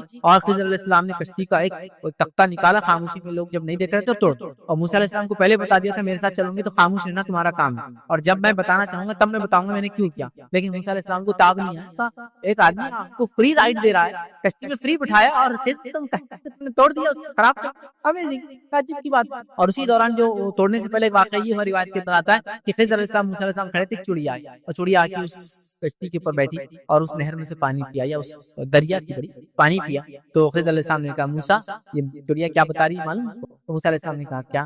تو یہ بتا رہی ہے کہ جتنا پانی میں نے اپنے چونچ میں لیا، جتنا پانی میں نے اپنے چونچ میں لیا، اتنا ہی تیرا اور میرا ملا کر اللہ کے علم کے مقابلے، اللہ کا علم سمندر جیسا ہے، اور جیسا چڑیا نے سمندر میں سے ایک گھٹ، چڑیا کا گھٹ کیا ہوتا ہے کتنے ایم ایل کا سپ پیوں گی پتا نہیں، 1 ml 2 ml ہے نا، اتنا سا سپ لیتی چڑیا، تو کہا موسیٰ علیہ السلام سے کہ جو چڑیا نے پانی پیا، یہ چڑیا بتا رہی ہے کہ اللہ کے علم کے مقابلے ہمارا علم صرف اتنا ہے، جیسا اللہ کے علم سمندر ہے تو چڑیا نے جو پانی پیا نا اتنا تیرا اور میرا علم، پھر بارے وہ آگے چلی، انہوں نے توڑ دیا اس کا، وہ موسیٰ علیہ السلام کو وہ نہیں، آپ نے پوچھ لیا، خضر نے کہا میں نے تم کو پہلے بولا تھا مجھ سے کوئی سوال نہیں جب تک میں جواب نہ دوں، ابھی خاموش ہو، موسیٰ علیہ السلام نے کہا ٹھیک ہے اس چیز کے لیے مجھے چھوڑ دو جس سے میرا کنٹرول نہیں ہے، میں نے جان بوجھ کے نہیں کیا لیکن نکل گیا میرے منہ سے، تم نے جب ایسا کیا تو، حالانکہ فری رائڈ دی ہم کو، بہرحال انہوں نے کہا چلو آگے چلے، تو ایک بچہ ملا، خضر علیہ السلام نے قتل کر دیا، موسیٰ علیہ السلام نے کہا یہ تو بہت ہو گیا، ٹو مچ، ایک جان لے لی تم نے بغیر کسی عذر کے، خضر نے کہا دیکھو میں نے تم سے پہلے ہی کہا تھا ساتھ چلنا، تو خاموش رہنا، کہا ٹھیک ہے میں خاموش رہنے کی کوشش کروں گا، آگے بڑھے تو ایک بستی میں گئے، بستی میں جا کے کھانا مانگا، بستی والوں نے کھانا نہیں دیا، تو وہاں ایک دیوار پہ گرنے پہ ٹیڑھی ہو گئی،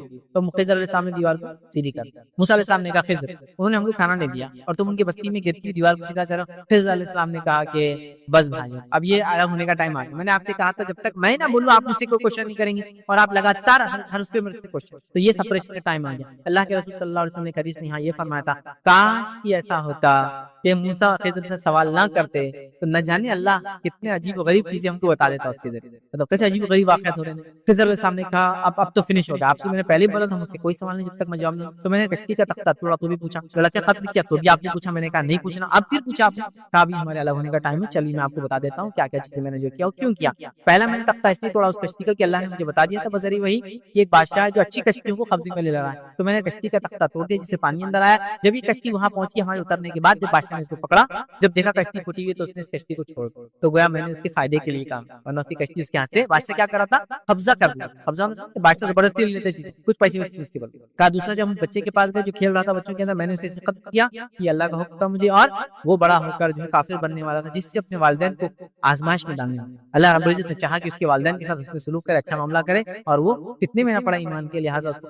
اس کے بعد تیسری جگہ جب ہم پہنچے دیوار جو گرنے کی تھی وہاں خزانہ تھا 2 یتیم بچوں کا، اور اللہ چاہتا تھا کہ ان یتیموں کے بڑے ہونے کے بعد وہ خزانہ ملے، دیوار گر جاتی تو خزانہ نکل جاتا، اللہ نے جو کیا میں نے دیوار بنا دی، ابھی دیوار تب تک اچھی رہیں گی انشاءاللہ جب تک بچے بڑے ہوں، اس کے بعد یہ گر جائیں گے، اور یہ اس لیے کہ اللہ تعالیٰ نے یہ اس لیے چاہا کہ ان کے والد نیک انسان، سے پتہ چلا اگر والدین نیک تو بچوں کو اس کا اجر ملے، ان کے والدین نیک۔ کہا اب یہ ہمارے الگ ہونے کا ٹائم ہے، یہ باتیں تھی، حکمتیں تھی جو اللہ نے مجھے بتائی جو تمہیں نہیں دیا گیا. تمہیں پتا چلا جو موسیٰ علیہ السلام کو علم تھا وہ خضر علیہ السلام کے پاس نہیں تھا، جو خضر کو علم تھا موسیٰ علیہ السلام کے پاس نہیں تھا. اور موسیٰ علیہ السلام کو اللہ نے نصیحت کر دی کہ موسیٰ تم کو ہر چیز کا علم نہیں ہے، تم سے یہ سوال ہوا تھا کہ علم کس کو سب سے زیادہ ہے، تم نے بات میری طرف نسبت کرنا تھا تو تم نے کیا کیا، یہ کہا کہ مجھے ہے، یہ تمہاری غلطی تھی. اور موسیٰ علیہ السلام سمجھ گئے کہ اللہ رب العزت کو علم ہے اور اللہ رب العزت سرچشمہ علم کا ہے، تمام علوم اسی سے آتے ہیں. انسانیت نے تمام علم بھی دنیا اور کائنات کا حاصل کر لیا تو اس چڑیا کی ایک گھٹ کے برابر ہی ہوگا جو سمندر سے اس نے پیا ہے. سمندر میں کوئی کمی آتی ہے اس سے، بس اتنا علم ہے انسانیت کے پاس جو ٹوٹل وہ حاصل کریں گے اللہ رب العزت کے علم کے مقابلے. ارے اللہ کا علم تو چھوڑو، اللہ کے صرف نام صفات آپ لکھنے بیٹھیں گے تو اللہ فرماتا ہے کہ پورے جھاڑ اگر قلم بنا دیے جائے اور پورے سمندر سیاہی بنا دی جائے تو بھی اللہ کے کلمات ختم نہیں ہوں گے، حتیٰ کہ اس کے بیکنگ میں 7 اور سمندر لا کے ڈال دیا جائے تو بھی ختم نہیں ہوں گے. اتنی حکمت ہے اللہ رب العزت، اتنا علم اللہ رب العزت. انسانیت کچھ بھی نہیں ہے، تھوڑا بہت ہم کو جو ملا ہے یہ تو اللہ رب العزت نے اپنے حقیر بندے پہ نواز دیا. تکبر کس چیز کا ہے اور عاجز ہو جانا کہ جو علم دیا اللہ بس عمل پیرا کر دے ورنہ تو ناکام رہا. کتنے لوگ ہوں گے آخرت میں تو واقعہ آپ کو یاد ہے جو اللہ نے فرمایا ایسے لوگ ہوں گے جو جہنم کے اندر لوگ جمع ہوں گے ایسا گھیراؤ کے ساتھ، اور وہاں وہ لوگ کیا کر رہے ہوں گے، گدھا یا کولو کے بیل جیسا یا گدھے کے جیسا ان کو گھمایا جا رہا ہوں. پوچھا جائے گا تم تو وہ لوگ ہو دنیا میں جو ہم کو اچھائی کا حکم دیتے تھے اور برائی سے روکتے تھے، اب تمہیں کیا ہو رہا ہے؟ تو کہا جس چیز کا تمہیں حکم دیتے تھے ہم خود عمل نہیں کرتے، اس کے نتیجے میں آج یہ سزا مل رہی، اس کے نتیجے میں جو ہے یہ سزا مل رہی. علم ہے بعمل ہوں، اس کی دعا کریں. چلیے اس واقعے سے کیا نصیحتیں ملتی ہے سورہ کہف کے، جس میں علم کا فتنہ جو میں ٹاپک لے رہا ہوں اور کیسے علم کے فتنے سے ہم بچے، کیا نصیحتیں ملتی ہے. پہلی نصیحت جو ہم کو ملتی ہے یاد رکھیے وہ یہ اللہ ہی حقیقی علم سے خبردار ہے، اللہ ہی حقیقی علم کا سر چشمہ ہے، اللہ ہی کے پاس سے سارے علم آتے ہیں. اس بات کو سب سے پہلے جو کچھ ہم نے کیا، جو کچھ سائنسدانوں نے کیا، جو کچھ ہم کر سکتے ہیں مسلمان ہونے کے ناطے تو میں یہ کہہ رہا ہوں میں کچھ کر رہا ہوں، سائنس ٹیکنالوجی میں آگے بڑھ رہا ہوں، دنیا کو دفعہ کچھ چیزیں دے رہا ہوں، یہ اللہ کے فضل سے میری کوئی خصوصیت اور خوبی نہیں ہے. تو پہلی چیز ہے اللہ ہی علم ہے. موسیٰ علیہ السلام کو اللہ نے خضر علیہ السلام کے پاس کیوں بھیجا؟ اس لیے کہ انہوں نے واللہ عالم کہنا چاہیے تھا سب سے پہلے تو کہ اللہ ہی جانتا کس کو سب سے زیادہ علم ہے، وہ نہیں کہا اور دوسرا کہہ دیا میں نے میرے نہیں تھا، اور اللہ نے پکڑ کی کہ موسیٰ کا کام تھا یہ کہنا کہ اللہ کا. ٹھیک ہے، تو سب سے پہلی چیز. دوسرا، لوگ اللہ کے علم و حکمت سے زیادہ آج کل کفاروں کے علم حکمت چال بازیوں کے تعلق سے پریشان رہتے ہیں. ان کی یہ چال ہے، ان کی وہ چال ہے، ان کی آرگنائزیشن کو 100 سال ہو گئے ان کی منصوبہ بندی ہے، یہ آرگنائزیشن 1100 سال سے زیادہ ان کی منصوبہ بندی ہے، وہ فلاں آرگنائزیشن یہ کر رہی ہے تو فلاں آرگنائزیشن یہ کر رہی ہے، فلاں لوگوں کا منصوبہ پوری انسانیت کو جہنم میں لے جانے کا فلاں لوگوں کا منصوبہ ہے. ارے ان سب کے تمام منصوبے مل کے بھی کچھ نہیں کر سکتے، اس لیے کہ اللہ رب العزت کو اس کا علم تھا تو اللہ رب العزت خود ان کو ان کی چال بازیوں میں پھنساتا ہے. اس کا مطلب یہ نہیں کہ میں کہہ رہا ہوں مسلمانوں کو ایک دم بڑی بکری بن کے کسی کے پیچھے بھی چلو، میں یہ نہیں کہنا چاہتا، بولنا یہ چاہ رہا ہوں کہ جو چال بازی کرنے والا کر رہا ہے رب العزت کو اس کا بھی علم ہے اور اللہ رب العزت ان کی چال بازی سے امت کو بچائیں گا اگر امت توحید پر قائم رہے اور جس طرح سے اس کے نبی نے عمل کیا کرتے رہے، احکامات پہ عمل لائے، منع چیز کردہ چیزوں سے رکتی رہے تو اللہ رب العزت کا کام اس کی حفاظت کر سکتے. تو ہم لوگ بڑے اس کی تنظیم، یہ خفیہ تنظیم یہ کر رہی ہے، یہ آرگنائزیشن 100 سال سے یہ کر رہی ہے، وہ آرگنائزیشن سب بیکار ہے. اللہ رب العزت ہر چیز کا علم ہے، تو لوگوں کی چال بازیوں کا بھی علم ہے، لوگوں کی اچھائی کا بھی، سب چیز کا اللہ تعالیٰ کو علم ہے. یہ بات کو آپ سمجھے یاد رکھیں. ٹھیک ہے، اسی طرح جو ہے ایک روایت آتی ہے جو سلسلۃ الحدیث صحیح ہے، روایت حدیث سنی حدیث اس طرح سے نبی اکرم صلی اللہ علیہ وسلم فرمایا جب موسیٰ علیہ السلام کی خضر علیہ السلام سے ملاقات ہوئی تو ایک پرندہ آیا، وہ جو واقعہ میں رکھا، اور اس نے پانی اپنے چونچ میں بھر لیا. خضر علیہ السلام نے موسیٰ علیہ السلام سے کہا کیا تجھے علم ہے یہ پرندہ کیا کہنا چاہتا ہے؟ انہوں نے کہا یہ کیا کہنا چاہتا ہے؟ خضر علیہ السلام نے کہا مجھے کہہ رہا ہے کہ تیرا اور موسیٰ کا علم اللہ تعالیٰ کے علم کے مقابلے میں اتنا ہی ہے جتنا سمندر کے مقابلے میں میری چونچ میں آنے والا پانی. تو اللہ رب العزت کی ذات اصل جب یہ پورے اتنے برگزیدہ نبیوں کا علم ایک چونچ میں پانی کے ہوتا ہے تو یہ تنظیموں کا، یہ شر پسند لوگوں کا، یہ شیطان کی پیروکاروں کی چالوں کی کیا اوقات ہے ایسے. پر میں نہیں کہہ رہا ہوں معصوم بکری بن کے چلے، میرا بولنے کا مقصد یہ ہے ہم اللہ پہ توکل کریں، ایمان لائے جیسے لانے کا حق ہے، اللہ رب العزت ہماری بات کرے. دوسرا ہم اس واقعے سے کیا نصیحت سیکھتے اور علم کے فتنے سے ہم کیسے بچ سکتے ہیں اس واقعے سے، وہ یہ واقعات کے پیچھے موجودہ اللہ کی عظیم حکمتوں کو ہم سمجھیں. جو چیز زندگی میرے اور آپ کے ساتھ ہوتی ہے مجھے اس کا علم نہیں ہوتا ہے، لیکن اللہ کی عظیم حکمت کو آپ ذہن میں رکھیے کہ اللہ نے کچھ نہ کچھ حکمت سے ہی کام میرے ساتھ کروایا ہے. اور روایتوں میں الفاظ آتا ہے کہ کوئی کام مومن کے ساتھ نہیں ہوتا مگر یہ کہ اس کے لیے نفع ہوتا ہے. جیسا کشتی میں سوراخ کر دیا، تختہ توڑ دیا خاموشی میں خضر علیہ السلام، ہے نا. اب تو کشتی والے پہ کیا گزری ہوں گی اس تھوڑی دیر، کب تک؟ جب تک کہ وہ کشتی چھوٹ نہ گئی. کیا گزری ہوں گی کہ کس نے کیا میرے ساتھ یہ لانا تو مناوا تو میری کشتی کو توڑ دی ہے نا. اور جیسی بادشاہ کے پاس گئے، بادشاہ بولا چل لاؤ کشتی لاؤ، اچھی کشتی کس کی لو. جب ٹوٹی ہوئی کشتی لے کر چھوڑ دیا تو ہاں چچ بہت اچھا ہوا جو ٹوٹا، ہے نا. کتنے جلدی انٹینشنز کیسے بدلتے ہم لوگ.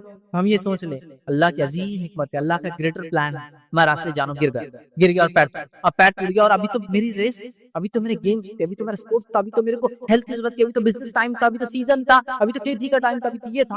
ویٹ رک جاؤ. سمجھ حکمت ہے اس کے پیچھے رب العزت کی. ہو سکتا ہے یہ ٹوٹنا اور تمہارا آرام کرنا تمہارے لیے خیر کا سبب. ایک صاحب کو بتائیں لگے, ان کو پیرالسس فالج لقوا مار گیا ہے نا, سن ہونا تھا, ہاف باڈی پیرالسس. اب اتنے پریشان ہو کے پیرالسس ہو گئے, اتنے پریشان ہو کسی کو انتہا.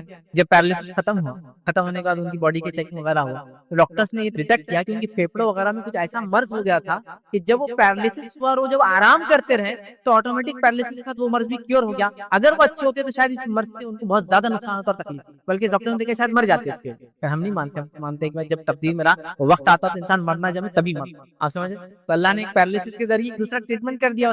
جو مومن کے ساتھ ہوتا ہے اللہ کے بڑے منصوبے کو ذہن میں ہمیشہ رکھ.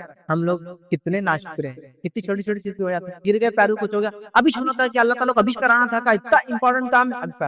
اب دیکھو نا, بچے کا انٹرویو تھا, اللہ تعالیٰ نے ہاتھ اڑا دیا, کیا ہمارا ہی گھر ملتا نوز بتا. اللہ تعالیٰ ایسی جملے ہم لوگ بولتے ہیں, چھوٹی چھوٹی چیزیں. دیکھو اب اتنی ضرورت تھی پیسوں کی, ابھی نو بیمار پڑے گا, کون کما کے لائیں گے؟ آپ نہیں جانتے سکتے اس کی جان جانے والی تھی. خضر علیہ السلام دیکھیے کیسے کیسے کام کر رہے ہیں, تو اللہ تعالیٰ نے ان کے ذریعے بتایا. اللہ کے فرشتے بھی ایسا کام کرتے رہتے ہیں انسانوں کے لیے ادھر ادھر جا کر. کبھی کبھار ایسا میں تعجب کے ساتھ سوچتا ہوں, بچوں کو دیکھتا ہوں, بچوں کو آج کل تو CCTV کیمرے کا دور, عجیب و غریب معجزاتی ڈھنگ سے بچ جاتے, کہیں نکل جاتے. آپ دیکھتے تو بڑا آدمی تو آپ بولتے ابھی تو گر کے اس کو کچھ پہ کہ مر جاتا تھا, گاڑی کے نیچے گاڑی اوپر چلے گئے, بچہ بیچ میں بچے نکلتے. آپ بولتے ہیں معجزاتی طور سے کیسا بچ گیا. آپ دیکھ, ابھی تو CCTV کیمرے کا دور ہے, آپ دیکھیے کار چلے گئی, بچہ نیچے تھا اور پھر کھڑا ہو گیا, معجزاتی طور سے بچ جاتے. دیکھیے فرشتے ہوتے اللہ کے اپوائنٹڈ. حضرت علی رضی اللہ عنہ کو جب کہا گیا کہ آپ خلیفہ ہے, آپ کے لیے سیکورٹی کی ضرورت ہے, تو کہا مجھے ضرورت نہیں, جب تک فرشتوں کی حفاظت اللہ نے مجھے رکھنا ہے اللہ رکھیں گے, اور وہ میری حفاظت کرتے رہیں گے, اور مجھے کوئی کچھ نہیں کر سکتا. اور جب اللہ تعالیٰ ان کو ہٹانا چاہیں گے ہٹا لیں گے, پھر تم سب مل کر میری حفاظت نہیں کر پاؤں گے. اللہ کا اپنا ایک پلان ہے. اس گریٹر پلان کو یاد رکھیے کہ اگر میرا پیر ٹوٹا تو کچھ نہ کچھ فائدہ ہے, اگر میرا مال گیا تو کچھ نہ کچھ فائدہ, اگر میری صحت گئی تو کچھ نہ کچھ اس کا پلان ہے, اللہ کا فائدہ ہے. اگر میری بچوں کی شادی نہیں تو کچھ نہ کچھ فائدہ, اگر میری صحت آج نہیں تو کل کچھ نہ کچھ اس کا فائدہ اس دنیا اور آخرت میں ہے. جس کو بولتے بالکل ہے ہی. وہ حکمت جب انسان یاد رکھتا ہے نا, کشتی والے نے اگر جزا فضا کیا ہوگا 5-10 منٹ بعد, یا وہ دوسرا جب وہ بادشاہ کے پاس گیا ہوں تو کتنا خوش ہوگا, بہت اچھا ہوگا کہ بھائی کشتی خراب نکلی نہیں تو گئی تھی کشتی, چلو تختہ بنا لیں گے بعد میں اپن. سمجھ رہے بات. جیسا مثال کے طور پر کوئی ڈاکو آ گیا, ایک دم ہائی وے کے اوپر سب گاڑیوں کو روک لیے, بولے سب کو ختم کر دو, جلدی کس کی اچھی گاڑی, اور آپ کی گاڑی ایک دم کھٹا رہا, گندی حالت میں, دھلی بھی نہیں, جس کی وجہ سے آپ ڈرائیور کو بمکا ہے, گالیاں دے کے آئیں گے, تیرے وجہ سے گندی گاڑی لے جا رہا بیٹا, میرے خاندان میں کوئی گندی گاڑی کبھی بیٹھا نہیں, یہ نہیں تو نہیں سب ایسا. اور وہ ڈاکو کیا کرے, سب زیادہ چمک رہی اور اس کی گاڑی کو خالی کر, اور آپ کی یار گندی اس کو چھوڑ دو. اور اللہ کا بیٹا تو نے اچھا کرا, گاڑی کو دھویا نہیں, تلے کھا لڈو کھا میری طرف سے, نہ ڈاکو نے ہماری طرف دیکھا نہ ہمارے طرف کچھ وہ ہے نہیں. جب شکر ادا کریں اللہ گریٹر پلان رہتا ہر جگہ. سمجھو میں چاہ رہا تھا یہ کروں, کمپٹیٹیو ایگزام دو, اس میں کامیاب ہو, میں اس لائق تھا, نہیں ہوا. اللہ کا اور پلان اس کے علاوہ بڑا, اب میں نہیں جانتی پلان, بس تھوڑا انتظار کرو تو فائدے. سمجھ رہے بات, تو اس چیز کو سمجھنا بہتر.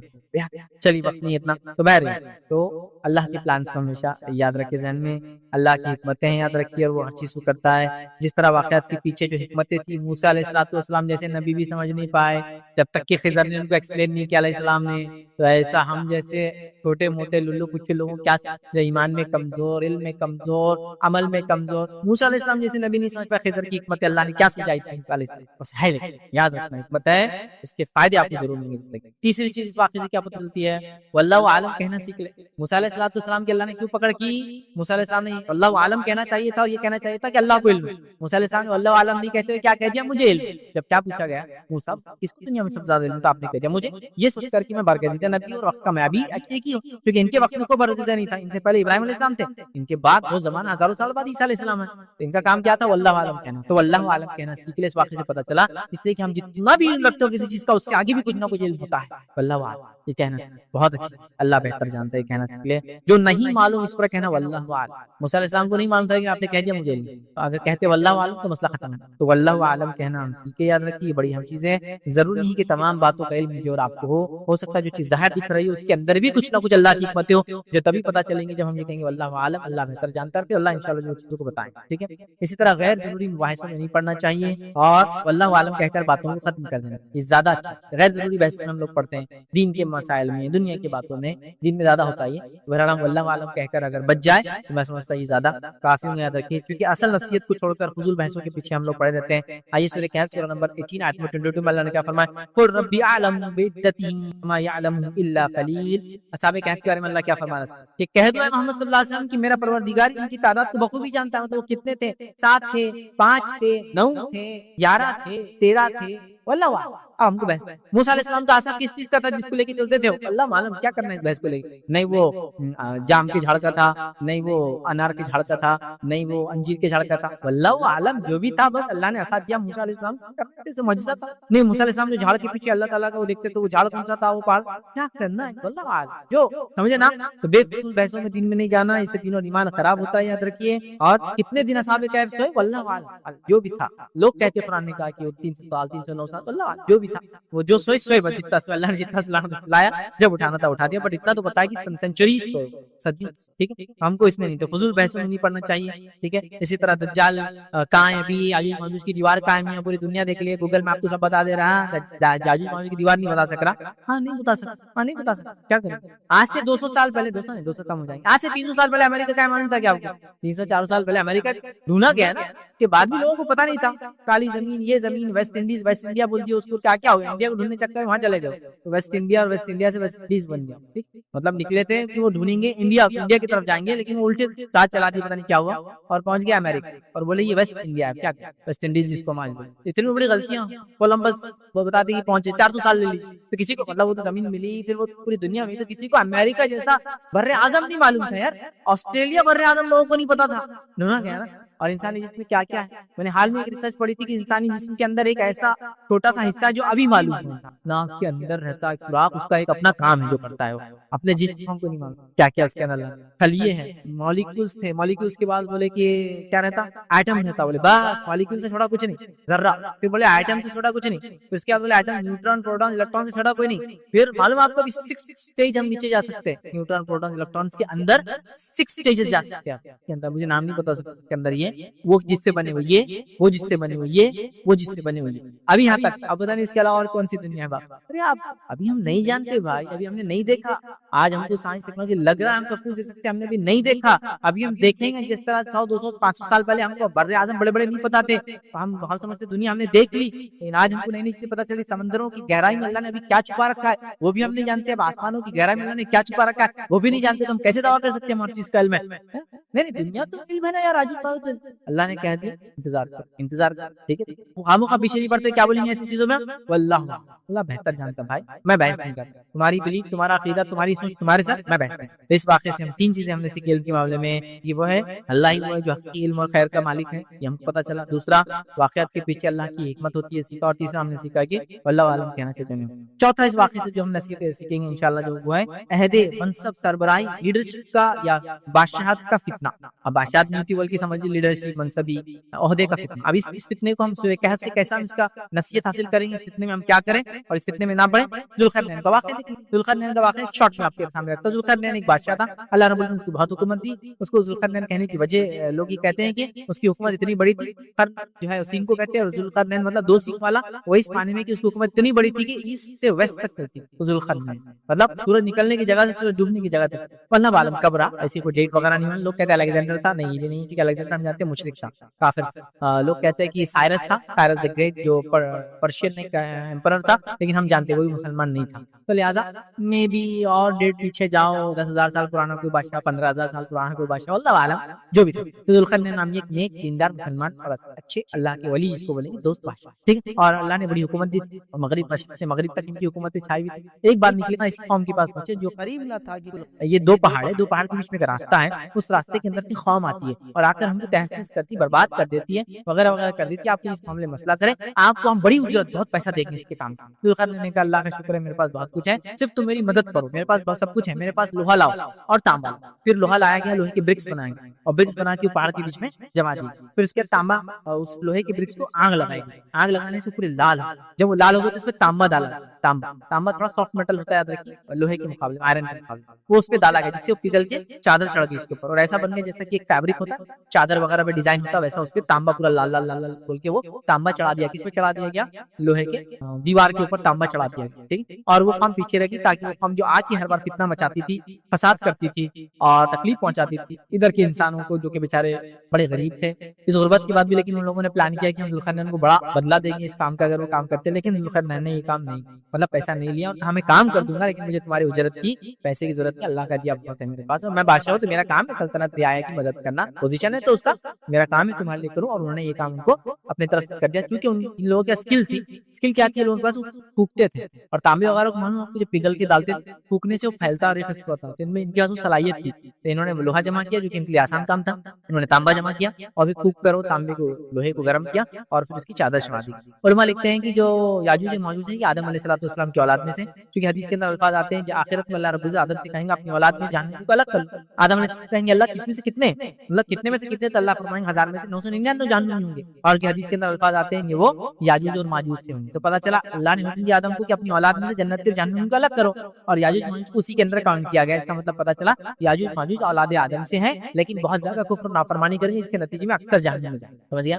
ٹھیک ہے, تو یہ اولاد آدم سے اور آدم علیہ السلام کی اولاد ہیومن بینگ سے, جیسے میں اور آپ انسان ہیں یاد رکھیے, اور آدم علیہ السلام کی نسل. لیکن یہ اپنی جنگلی پلوں کی وجہ سے, دین اور دین سے دوری کی وجہ سے, دنیا سے دوری کی وجہ سے سائنس ٹیکنالوجی میں یہ آگے نہیں بڑھیں گے کیونکہ ان کے حالات جو آتے ہیں روایتوں میں اس سے پتہ چلتا ہے. تفصیلات کا موقع نہیں, یاجوج ماجوج کی خرید کیا دیکھنا ہے تو آپ میرا پورا ایک لیکچر ہے یاجوج اور ماجوج کا خروج, یہ ضرور آپ دیکھیے, جو کہ دجال کے خروج کے بعد نکلنے والے. دجال کے نکلنے کے بعد یہ لوگ آئیں گے اور علامات قیامت میں سے ایک بڑی علامت ہے. اس کے بعد عیسیٰ علیہ السلام کو وہ کریں گے, بڑا تفصیلی واقعہ بہرحال آپ کو دیکھ سکتے. ٹھیک ہے, تو لہٰذا یہ ہوں گے. اب یہ قوم کے تعلق سے یاد رکھیے, یہ قوم جو ہے پہاڑوں پہ چڑھ نہیں سکتی, اس کی میں وہ صفت, اس لیے حدیث میں آتا ہے یاجوج ماجوج جب آئیں گے تو عیسیٰ علیہ السلام سب کو لے کے پہاڑوں پہ چلے جائیں گے, مطلب یہ قوم پہاڑوں پہ نہیں چڑھ سکتی. دوسرا یہ قوم میں کھودنے کی صلاحیت نہیں نیچے سے, مطلب یہ دیوار کے اوپر سے بھی نہیں آ سکتے اور نیچے سے بھی نہیں آ سکتے, کیونکہ اوپر چڑھنے کے مقابلے میں نیچے کھودنا زیادہ مشکل کام ہوتا ہے. یہ بات آپ سب جانتے ہیں, سمجھ رہے ہیں؟ آپ بولیں گے ایسا کیسا ہو سکتا ہے, آپ کو کلائمبنگ تو آسان دیکھیے ہو سکتا ہے, لیکن آپ کو معلوم ہونا چاہیے کئی لوگ ہیں جو بڑے بڑے لوگ ہیں, میں سمجھتا ہوں آپ جانتے ہیں سیلیبریٹی فلاں, لیکن تیرنا نہیں ہے. آپ بولیں گے ساری گاڑی چلانا نہیں آتی, ارے تیرے پاس 100 گاڑیاں لیکن چلانا نہیں آتی, ڈرائیور چلا آپ کو نہیں آتی, آپ نے جمتا ہی نہیں. مطلب کئی لوگ ایسے میں نے دیکھے, میں ایک شو میں گیا تھا جس آدمی نے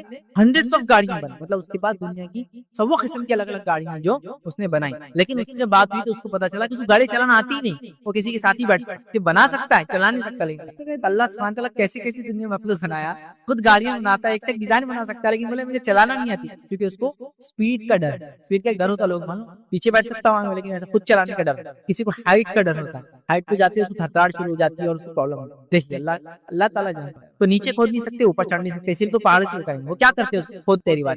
آپ صلی اللہ علیہ وسلم ایک رات اٹھے اور اچانک گھبراہٹ کر اٹھے اور اپنی اہلیہ سے کہا کہ ہلاکت ہے عربوں کے لیے. تو کہا کیا ہوا, تو کہا آپ نے روایت میں انگوٹھے اور یہ انگلی کو ملایا جو قریبی انگلی ہوتی ہے, اس سے کہا آج یاجوج ماجوج نے سوراخ, اور کھودنے کے بعد جو ہے وہ بالکل دیوار کو پتلا کر دیتے اور پھر اٹھ کے بولتے کل آ کے اپنی کریں گے, لیکن اللہ تعالیٰ کل تک پھر اس کو اپنی حکمت سے بڑی کر دیتے, پھر دوسرے دن پھر شروع کرتے زیرو سے. لیکن ایک دن قیامت سے پہلے کیا ہوں, جب وہ نکلنے والے رہیں گے کھود دیں گے اور اچھا خاصا کھود لیں گے اور کہیں انشاءاللہ کل آ کے ہم کریں گے. جب کل آئیں گے تو جیسی کی ویسی رہیں گی اور اس دن توڑ دیں گے, ٹھیک ہے, اور پھر وہ قوم نکلیں گی اور کیا ہوگا, تباہی مچائیں گے, آپ سب جانتے ہیں. بہرحال تو عہد اور منصبی پوزیشن, لیڈرشپ, مقام, مرتبہ اگر دیتا اللہ تعالیٰ تو اس میں اس کے فتنے کیا, اس سے کیسے بچے, اس واقعے سے ہم کیسے نکال سکتے ہیں ذوالقرنین کیا, یہ دیکھتے ہیں. 3 نکات اس میں کیا دیکھیں گے. پہلا نکتہ ہے مسلمان حاکم یا کوئی عہدے رکھنے والے نہ ظلم کریں گا اور نہ ہی ظلم کو برداشت کریں, نہ خود ظلم کریں گا نہ کسی کو ظلم برداشت. مسلمان حاکم, لیڈر, خلیفہ, بادشاہ, ذمہ دار, آپ رعایا کے ذمہ دار ہو, کوئی پوزیشن ہے, گورنمنٹ آفیسر ہے, کچھ بھی ہے, نہ آپ ظلم سہیں گے نہ کسی کو ظلم کریں گے,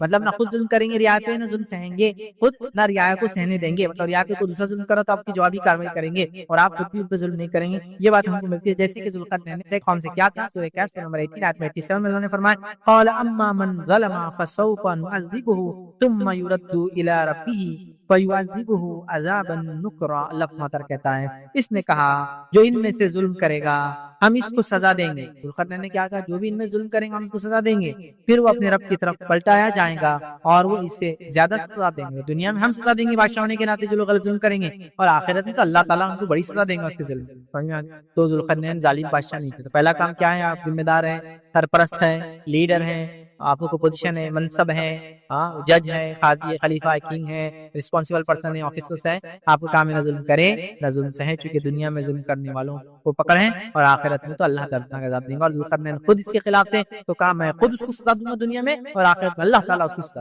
تو ہمیں پوزیشن کا عہدے کا صحیح فائدہ اٹھانا چاہیے, یہ سب سے پہلی چیز. اسی طرح جو ہے جبکہ آج لوگ عہدے حاصل کرنے کے بعد کیا کرتے ہیں, ظلم کرتے ہیں.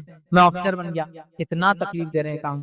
آپ کا کام ہے آفیسر بن کے لوگوں کے مسائل حل کریں, اور آپ آفیسر بن کے لوگوں کے مسائل پیدا کرنے والے بنے ہے. نہیں دیکھا جانا آفیسر بن کے اور اتنے پرابلمس لوگوں کے لیے پیدا کر رہے ہیں کہ لوگ سر پہ ہاتھ رکھ لے رہے ہیں, کیا کریں تو کیا کیا.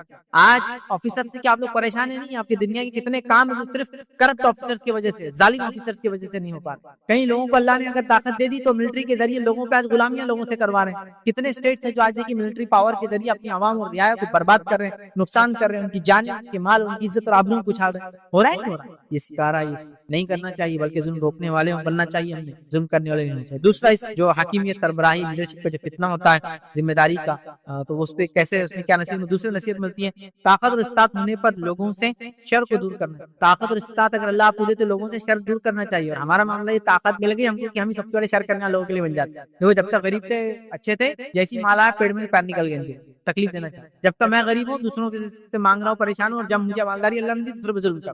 جب میرے پاس پوزیشن نہیں تھی تو لوگوں سے دباوا ہوں, جب پوزیشن مل گئی تو لوگوں کو دبا رہا ہوں. ہو رہا ہے ذوالقرنین کے پاس پاور, طاقت پہ کیا کیا انہوں نے, غلط استعمال نہیں کیا, لوگوں سے شر دور کیا. یہ کام کیجیے, آپ کو اللہ نے طاقت, پہنچ, صلاحیت, وسیلہ, اونچائی دی, لوگوں سے شر دور کیجیے. ذوالقرنین نے کیا کیا, یاجوج اور ماجوج سے اس قوم کو نجات دلائی.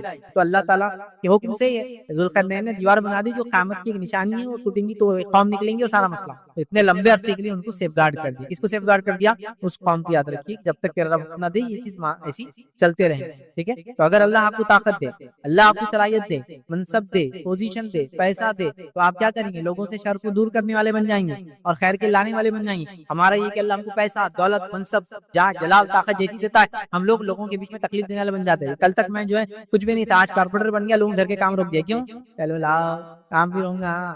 اب میں ایم ایل اے بن گیا اور نئے روڑے, بڑے بڑے بزنس مینوں کو تکلیف دینا, یہ کرنا آپ کا حق نہیں, جس پہ کیسا لے سکتے آپ. ہاں, کسی کا گھر بن رہا تو چلو پلاٹنگ کر رہا, کوئی تو چل رہا 2 پلاٹ اپنے, ہاں چلو راستہ نکال اپنی پلاٹنگ کو, چل اس کے اتنے دے دے, اتنے 1000 اسکوائر میرا ہوں گا, تیری بلڈنگ میں ہوں, یہ سب کر. ایم پی بن گئے تو بس ظلم تو بڑھتے جا رہا. ظلم یہ ہے کیا تک بڑھ گیا کہ انسانوں کے لیے پیسہ آ رہا, خود کا جا رہا. میں نے ایک رپورٹ پڑھی جس کے اندر یہ لکھا تھا کہ گورنمنٹ کے ہاسپٹلس ہوتے ہیں ان میں پیشنٹس کے لیے ڈرائی فروٹس تک آتے ہیں. میں نے کہا یہ تو مر بھی جاتے ہیں, ملیں گے ہمارے. اس کے پرفارم میں کیا کیا لکھا ہوتا, کیا کیا ہوتا, پیشنٹ کو بیڈ ملتا ہے, دوائیں ملتی ہے, کھانا ملتا ہے, یہاں تک کہ پیشنٹس کو کچھ مخصوص میں ڈرائی فروٹس ہی ملتے ہیں. میں نے کہا جس دن ڈرائی فروٹس اگر ہمارے ملک میں مل جائے نا پیشنٹ کو, بھائی پھر تو بس یہ واپس سونے کی چڑیا بننے کا دور آ گیا. واپس سے اپنا کنٹری سونے کی چڑیا بن گیا. اس کا کہ جہاں پیشنٹ کو ڈرائی فروٹ گورنمنٹ ہاسپٹل, یہاں تو مر جا رہا ہے. واقعہ سنا نا آپ نے, اڑیسہ کا ایک انسان, اس کی بیوی مر گئی اور اس نے کاندھے پر ڈال کے اس کی لاش کو لے گیا, کیونکہ ایمبولینس اویلیبل ہے. سنا نا آپ نے واقعہ. پھر وہ آیا کہ کوئی شیخ تھے, ان کو بہت لگا کہ ایمبولینس انہوں نے ڈونیٹ کی. یہ حال ہے نا, ہم کھا کے بیٹھ رہے ہیں, لوگ ہم شر بن رہے ہیں. طاقت ہے اللہ نے دیا, خیر پھیلانے والے بن جائیے. شر پسند لوگ کاپنا چاہیے, ڈرنا چاہیے. کہ میں نے ایک وردی پہن لی, کون سی وردی میں نہیں بول رہا ہوں, تو کوئی ڈائریکٹ اشارہ میرا کسی کی طرف بھی نہیں. میں نے وردی پہن لی تو میری وردی سے لوگ ڈر کر اچھائی کریں, لیکن میرے وردی کی وجہ سے لوگ شر اور فتنہ انگیز لوگ اور آگے بڑھ رہے ہیں. جب یہ آگے, یہ تو سب ایڈجسٹ کر دیں گے, ہے کہ نہیں, کتنی بڑی بات, کتنی بڑی. یا اب تو ظلم اور کرو, دیکھیے یہ وردی اپنے کو بچائے, یہ پوزیشن والا اپنے کو بچائیں گا, یہ منسٹر اپنے کو بچائیں گا, یہ منصب والا بچائیں گا, یہ پارٹی اپنے کو بچائیں گے. اگر پارٹی طاقت ہے, منسٹر طاقت ہے, منصب طاقت ہے, پوزیشن طاقت ہے, صحیح جگہ لگا اس کو, لوگوں کے نقصان کے. ذوالقرنین کے پاس طاقت تھی, وہ ایسٹ اور ویسٹ کا کنگ تھا, لیکن اس کے بعد وہ کیا کر رہا ہے, لوگوں سے شر دور کر رہا ہے. یہ نہیں کہہ رہا جاؤ تمہارا مسئلہ دیکھو, لوگ کہہ رہے پیسے لو, ذوالقرنین ہم کریں گے نہیں, پیسوں کی ضرورت نہیں, اللہ نے جو دیا بہت ہے, تم صرف مدد کرو میری فزیکل, باقی میں سب کرتا تمہارے لیے. تو پیسہ خرچ کیا ذوالقرنین نے اور شر کو ختم کیا. یہ کام. اور تیسری چیز ہم کو معلوم ہوتی ہے, یاد رکھیے, وہ یہ ہے جہاں منصب کے جو فتنہ ہوتا ہے اور اس میں کیسے بچے, اس صورت سے کیا نصیب. تیسری نصیب ملتی ہے خیر کے کام کی نسبت اللہ کی طرف کرنا. جب آپ کو اچھا کام کر دیا, پوزیشن ہے آپ کا, سب کچھ اور اچھا آپ سے ہو گیا, تو آگے بڑھے, مائی باپ آپ نے سب کچھ کر دیا, آپ کو بولنا چاہیے اللہ میرا کچھ, یہ خالق رازق مالک اس کا کام ہے, میں تو ایک ادنا حقیر بنے گا. یہ ہم کو نصیحت ملتی ہے. کیسے سنیے, ذوالقرنین کے پاس لوگ آئے, جب اس نے کار خیر کر دیا, دیوار بنا دی, تو لوگ آئے. سورہ کہف سورہ نمبر 18 آیت نمبر 98 میں اللہ نے فرمایا, قال هذا رحمۃ من ربی فاذا جاء وعد ربی جعلہ دکا وکان وعد ربی حقا. اللہ فرماتا ہے کہتا ہے جب لوگ آئے اور کہا ذوالقرنین بہت اچھا کیا تم نے دیوار بنا دی تمہارا شکریہ جو کچھ بھی الفاظ ادا کیے انہوں نے کہا تو انہوں نے کیا کیا ذوالقرنین نے جواب دیتے سنے قال ھذا رحمۃ یہ تو میرے رب کی رحمت کا نتیجہ ہے بھائی میری کیا خصوصیت ہے اس کے اندر یہ تو میرے رب نے طاقت دی کہ مجھے سلطنت کا مالک بنایا رحمت کا نتیجہ ہے یہ نہیں کہا کہ ہاں ہاں اور تعریف کرو ایکسٹرا کرو ایک دو پار کے بیچ میں دیوار بنایا میں نے ہمارے پاس تو ایسی ہوتا ایک سڑک کیا بنایا تھا 10 میٹر کی پیپر میں ادھر احسان کیا یہ تو گورنمنٹ سے فنڈ تھے تو پبلک ریپرزینٹیٹیو ہے تیرا تو یہ کام تھا کیا اس میں خاص تھا نہیں جا جلال ٹائٹ چلتا ہو روڈ بنا دیا کون سا کام کیا یار 5 سال میں روڈ بنا کون سا کام کیا تو 5 سال کے لیے ایم ایل اے اور تو نے صرف شہر کے اندر 2 جھاڑ لگا دی اس کی فوٹو جھاڑ 2 ملین جھاڑ لگا دی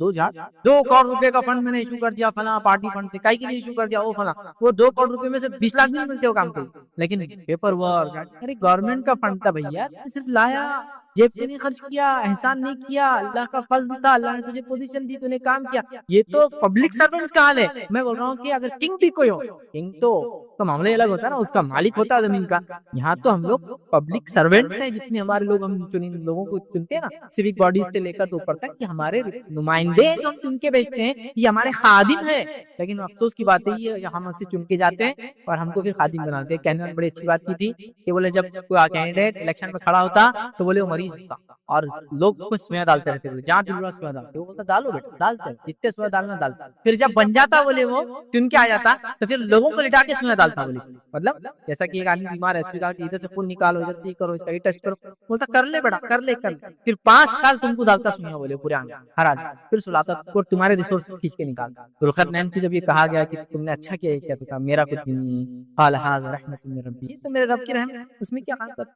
پھر فرمایا اور جب میرے رب کا وعدہ آئے گا تو اسے زمین بوس کر دے گا بے شک میرے رب کا وعدہ سچا اور حق اور جب رب کا وعدہ آ جائے تو یہ دیوار زمین بوس ہو جائیں گے گر جائیں گے اور پھر جو وعدہ ہے اللہ پورا ہو جائے کیا وعدہ ہے یاجوج ماجوج نکل جائے اللہ کی رحمت ارے بھائی بہت بڑا کام کیا آپ نے یہ سماج کے اندر یہ کر دیا اللہ کا فضل میری کو خصوصیت تھی میں تو آپ نے بٹھایا اس کام یہ عاجزی ہونا ایک کنگ بادشاہ کہ اللہ نے اس کی پوزیشن تو صحیح فائدہ اللہ نے مجھے ذمہ دار بنایا شہر کا بستی کا گھر والوں کا کوئی میں نے احسان نہیں کیا اللہ نے مال و دولت دی میں نے غریبوں کو دیا کوئی احسان نہیں کیا ارے مالک تم نے ہمیں یہ دیا نہیں دعا کرو میرے کچھ میری خصوصیت نہیں رب نے دیا میں تم پہ خرچ کیا کوئی احسان نہیں کیا میں نے کسی یہ میرا احسان میرے اپنے آپ پر تھا کہ جہنم کی آگ سے اگر یہ صدقہ مجھے بچا لے میرے لیے کامیابی میرا کوئی احسان یہ اتنا خیر کے کام کی نسبت اللہ کی طرف کی ذوالقرنین نے اتنا بڑا خیر کا کام کیا آج کسی عہدے پر فائز ہونے کے بعد ہم لوگ کیا حل کرتے لوگوں کا اور رعایا کا مجھے ڈیٹیل میں جاننے کی انشاءاللہ ضرورت نہیں آپ لوگ سب سمجھدار ہیں نا 3 باتیں کیا سیکھی ہم عہدے کی فتنے سے کیسے بچیں گے اس صورت میں کیا نصیحت ملی پہلا مسلمان حاکم کا کام ہے کہ نہ ظلم کرے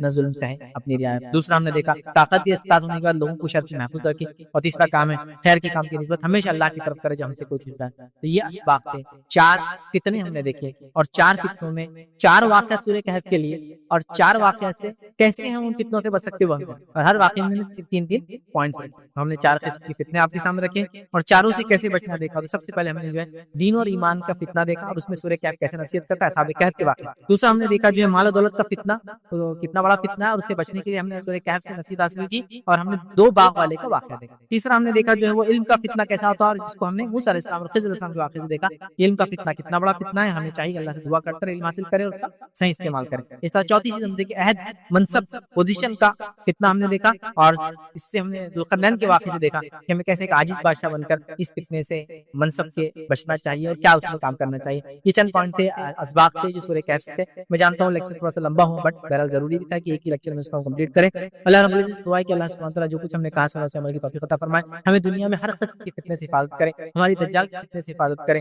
ہماری مال دولت جو ہے علم اور جس کو کہیں گے منصب اور پوزیشن یاد رکھے اور اسی طرح جو دین اور ایمان کی فتنوں سے ہماری جو حفاظت کرے ہم تمام کو اور ہماری نسلوں کو جو ہے ہماری حفاظت کرے ہر قسم کی فتنے سے جب تک ہمیں زندہ رکھے ایمان اور اسلام پر زندہ رکھے ٹائم کرنے سے آگے سورہ کہف جو ہے جمعہ کے دن کب پڑھنا جمعہ کی نماز سے پہلے یا نماز کے بعد تو سورہ کہف جمعہ کے دن کبھی بھی پڑھ سکتے ہیں اور جمعہ کا دن چالو ہوتا ہے جمعہ جو ہم لوگ دن جس کو ہوتے ڈے اس سے پہلے جو نائٹ آتا ہے تو اس کی مغرب مطلب مثال سے آج جمعرات ہے اردو میں جمعرات ہوتے تو جمعرات کے دن جو مغرب آئیں وہاں سے چالو ہوگا جمعہ تو وہ مغرب سے لے کر جمعہ کے دن مغرب شروع ہونے سے پہلے مطلب جو سنیچر کی مغرب رہیں گے ایک طرح سمجھے نا کیونکہ اسلام میں دن پہلے آتا رات بعد میں آتا تو لہٰذا جمعرات کی مغرب کے بعد سے لے کر جمعہ کے دن کی مغرب سے پہلے تک کہ آپ سورہ کہف کبھی بھی پڑھ سکتے. تو آپ کے پاس پورا ایک دن ہوتا ہے پڑھنے کے لیے. تو جمعہ سے پہلے پڑھیں, جمعہ کی نماز کے بعد پڑھیں, یا پھر جمعہ شروع ہوتے ہی مغرب کے بعد پڑھ لیں آپ جمعرات کی رات میں, یا پھر جمعہ کے دن عصر کے بعد پڑھیں. واللہ آپ جب چاہیں پڑھ سکتے, پورے دن میں آپ کو سورہ کہف کبھی بھی. سورہ کہف کی فضیلت دیکھیے, 2-3 فضیلتیں روایتیں میں آتی ہے. ایک یہ ہے کہ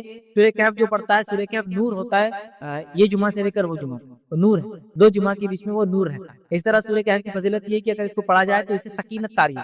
جیسے ایک صحابی نے اس کو پڑھا اور بادل آئے اور اس کو دیکھ کر ان کا گھوڑا ڈرنے لگا. جب نبی اکرم صلی اللہ علیہ وسلم بتایا گیا تو آپ نے کہا سکینت, اسے سکینت طاری ہوتی ہے سورہ کہف پڑھنے سے. سورہ کہف نور ہے, ایک جمعہ سے لے کر دوسرے جمعہ کے. سورہ کہف کی اول 10 آیتیں جو انسان یاد کر لے اور اس کو پڑھا کرے, دجال کے فتنے سے بچ جائیں گے. یہ چند فضیلتیں اس کی ہے. کبھی موقع ملے تو انشاءاللہ سورہ کہف کی اور بھی فضیلتیں دیکھیں.